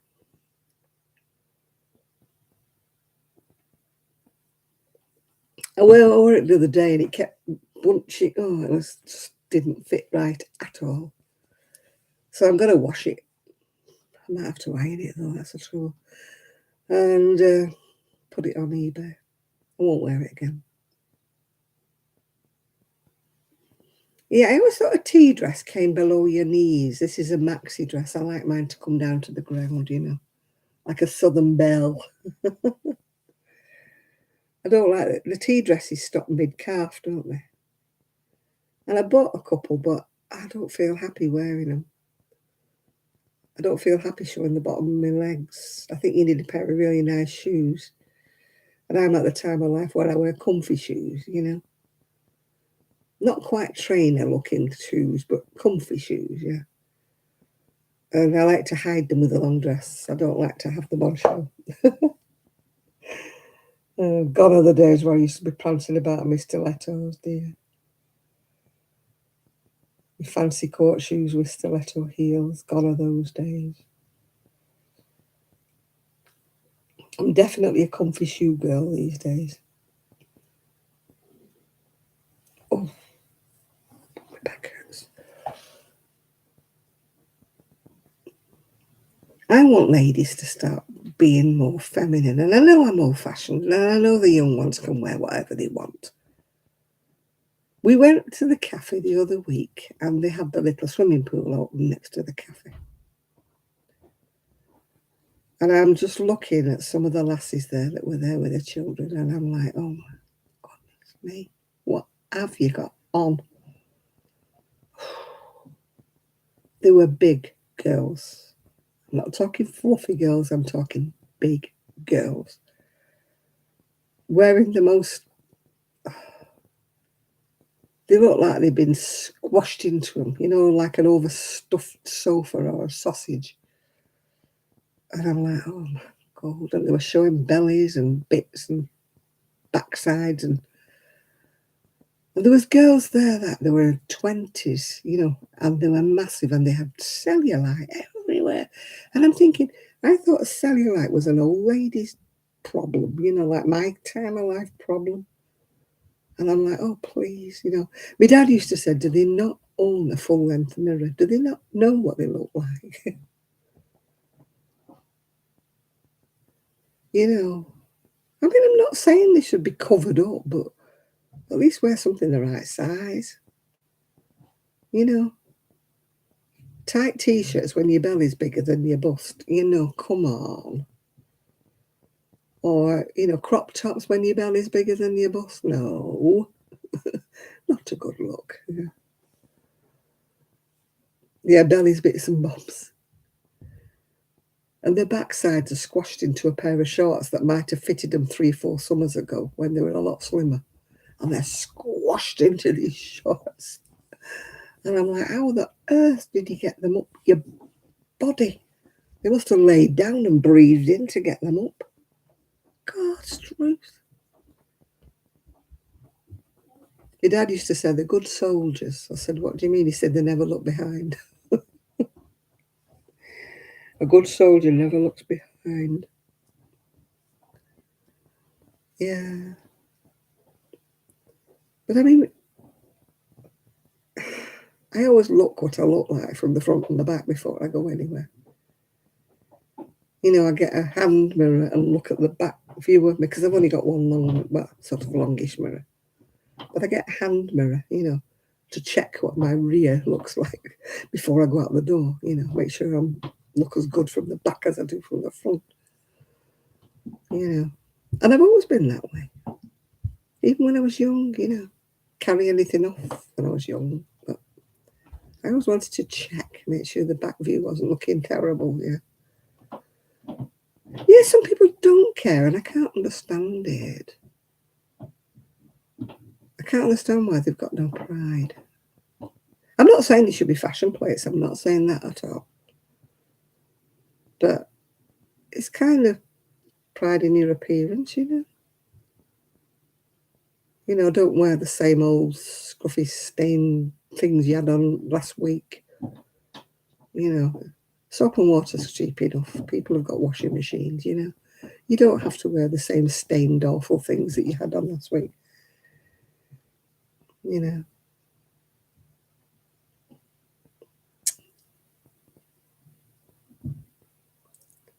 Yeah. And my son says I'm a snob. I am, maybe. Maybe I am a snob. But I'm not used to it. I'm just not used to it. I came from a different area in Manchester and that, where I came from. People didn't walk about like that. But they do here. I don't know. Maybe it's just the area I'm living in now.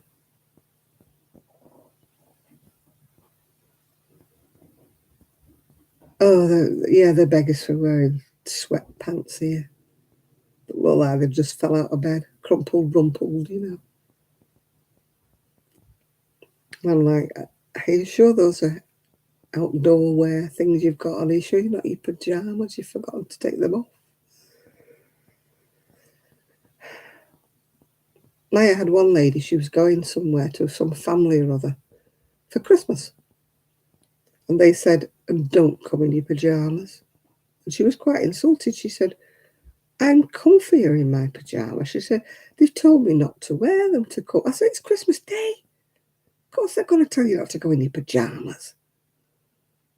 She couldn't understand what was the problem, you know. I'm like, it's Christmas Day. Christmas jumper, maybe, you know. Nice pair of trousers, maybe. But not your pyjamas.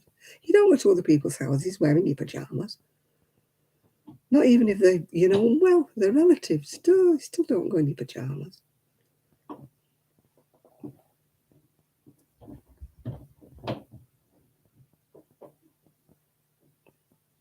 A good salty with too much mustard. No, they do wear dresses here. Mostly the older ladies, though, I must confess. Mostly the older ladies that wear dresses. Oh, what have I got? A night to party, Piccadilly Gardens. Oh, they're all going about Manchester City's win. Football again. Yeah, they do wear dresses here, as I say, but not many young ones. The young ones don't wear. They just look scruffy. Whether they'll turn into the smart old ladies again when they get older, I don't know. Middle-aged and my age group wear dresses, yeah. You never see any of them in their pyjamas. Oh, those awful leggings. Leggings are great with a long top, but leggings and a short top, no. We don't need to see your underwear through the leggings, you know. Don't want to see it. Thank you. You know, if they're slender, they're wearing leggings, they look okay.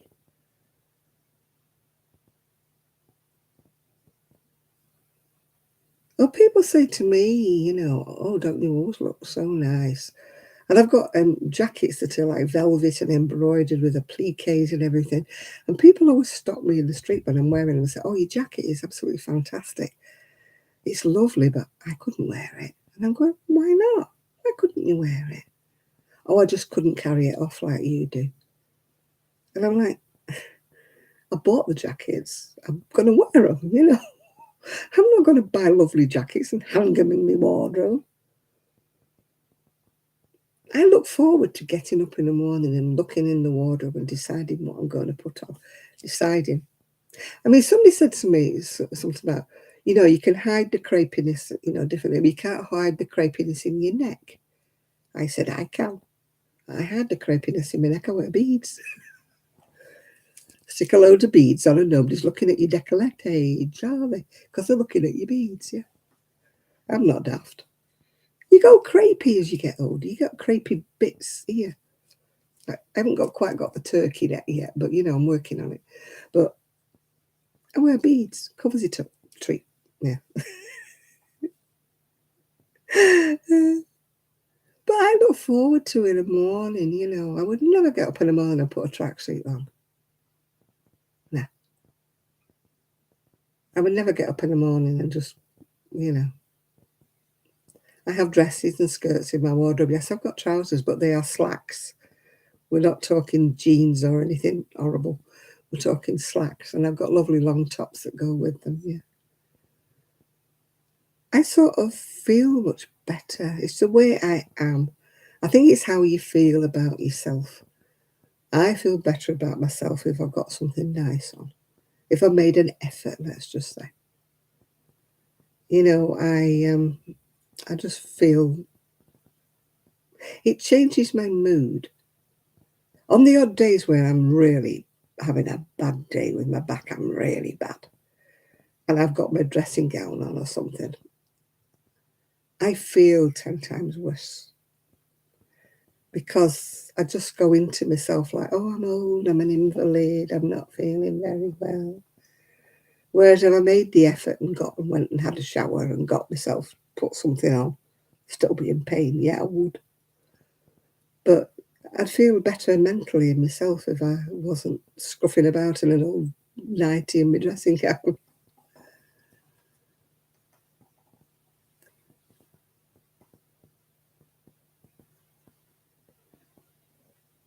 Many dresses like these on Skid Row.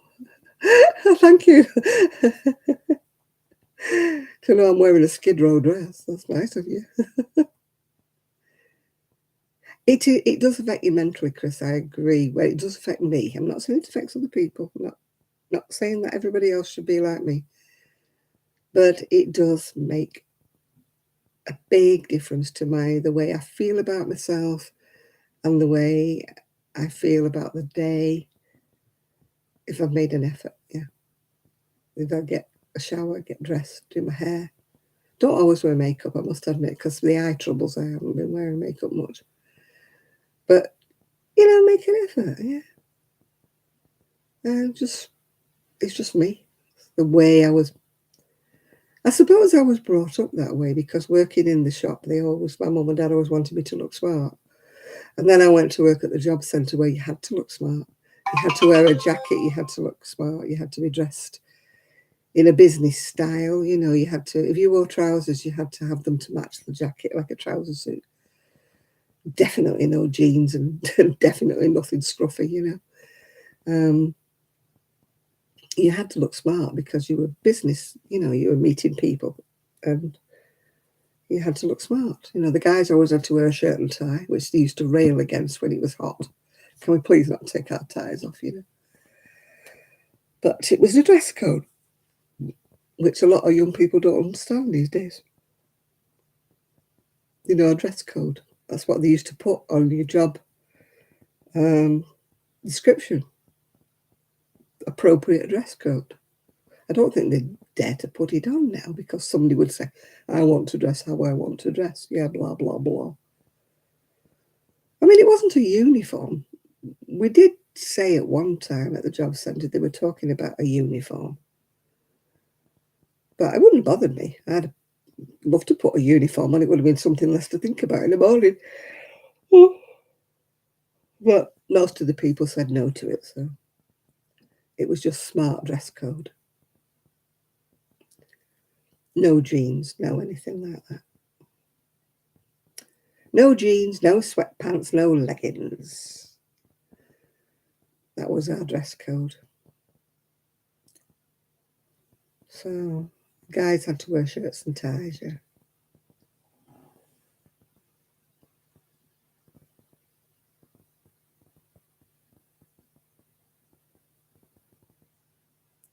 Oh, God, yeah, the guys used to wear suits all the time when I was young. If you went on a date with a guy when I was growing up, he always had a suit on. My ex-husband always wore a suit going out, suit, shirt and tie. It was only much later in our marriage that he started going out in slacks and like a polo shirt or something. But when he went to a dance when I was younger, the guys always had a suit on, and tie and everything. It was always like that. And that was the norm. Nobody would have dreamt to go into a dance without wearing a shirt and tie.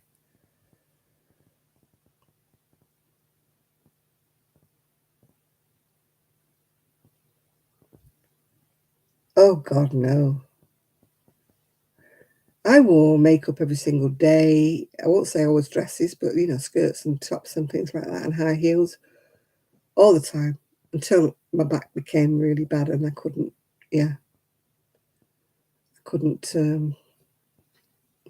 go anymore. Man, if you look at somebody in a business, if you look at somebody in a bank or anybody, they're always dressed smartly. You'd never see anybody behind the counter at a bank or a job centre or anything like that wearing something scruffy.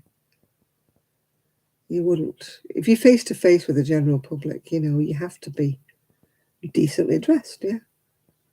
Your customers aren't, but that's by the by, isn't it? I mean, if I went in a bank, I wouldn't want to see somebody dressed in an old T-shirt and a pair of shorts, sorry, but I wouldn't. I'd be thinking, that's not professional, that's not businesslike. If you go into London, you can always tell the people who are working in offices and that, because they're always got the suits, the ties, the jackets on. The women have always got the straight skirts and the tops and everything. In London, that's what, it's what they call business attire, isn't it? Yeah. We don't see it so much here because most people here are retired anyway, so you don't see it so much here.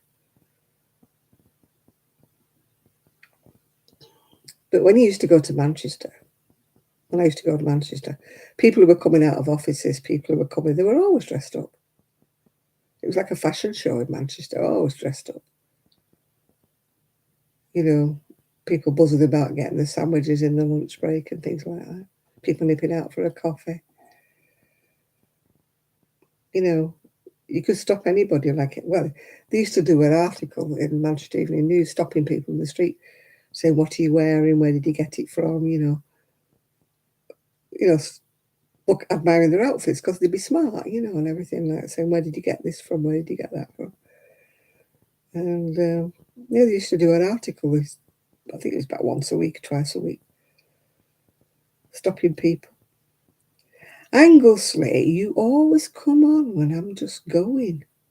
I don't know what your time schedule is, but I feel awful because as soon as you appear, I'm going to say, I'm going now. So yeah, I never get to speak to you because you always come on just as I'm going off. Never mind, as long as you don't mind.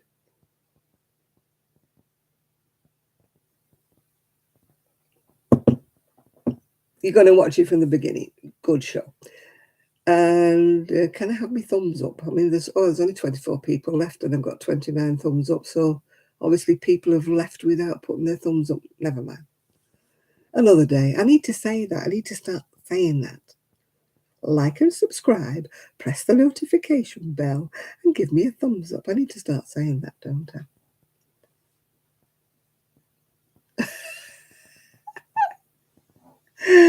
They do around here at times, Chris. They do. Yeah. I must admit, I went to have a pedicure, and all the ladies in there were all dressed in. They were all wear different kinds of black because it's a hairdresser stroke that. And they were all very smartly dressed, very smartly dressed. All the ladies in the hairdressers, the staff, and everything. You've got 24 watching with 31 thumbs up. That's good. That's good, Chris. Right, honey bunch, I'm going to go now. So thank you for your company. I think Shad's left us and gone snake catching. But whoever else is here, I shall say bye-bye. And I will see you all next week. And I'll probably see you in the week sometime. I'll keep you updated with what I'm making, what I'm doing. I keep saying I'm going to do a video out and about, but my scooter makes so much racket. I'd have to go somewhere, stop, and just film where I am, which would be quite boring, really. I'd like to make a video as I'm going along, but the scooter squeaks like mad, and the wind and the scooter makes a drumming noise, and it wouldn't make a very good video. Yeah. One day, if I could walk, I'd be fine, wouldn't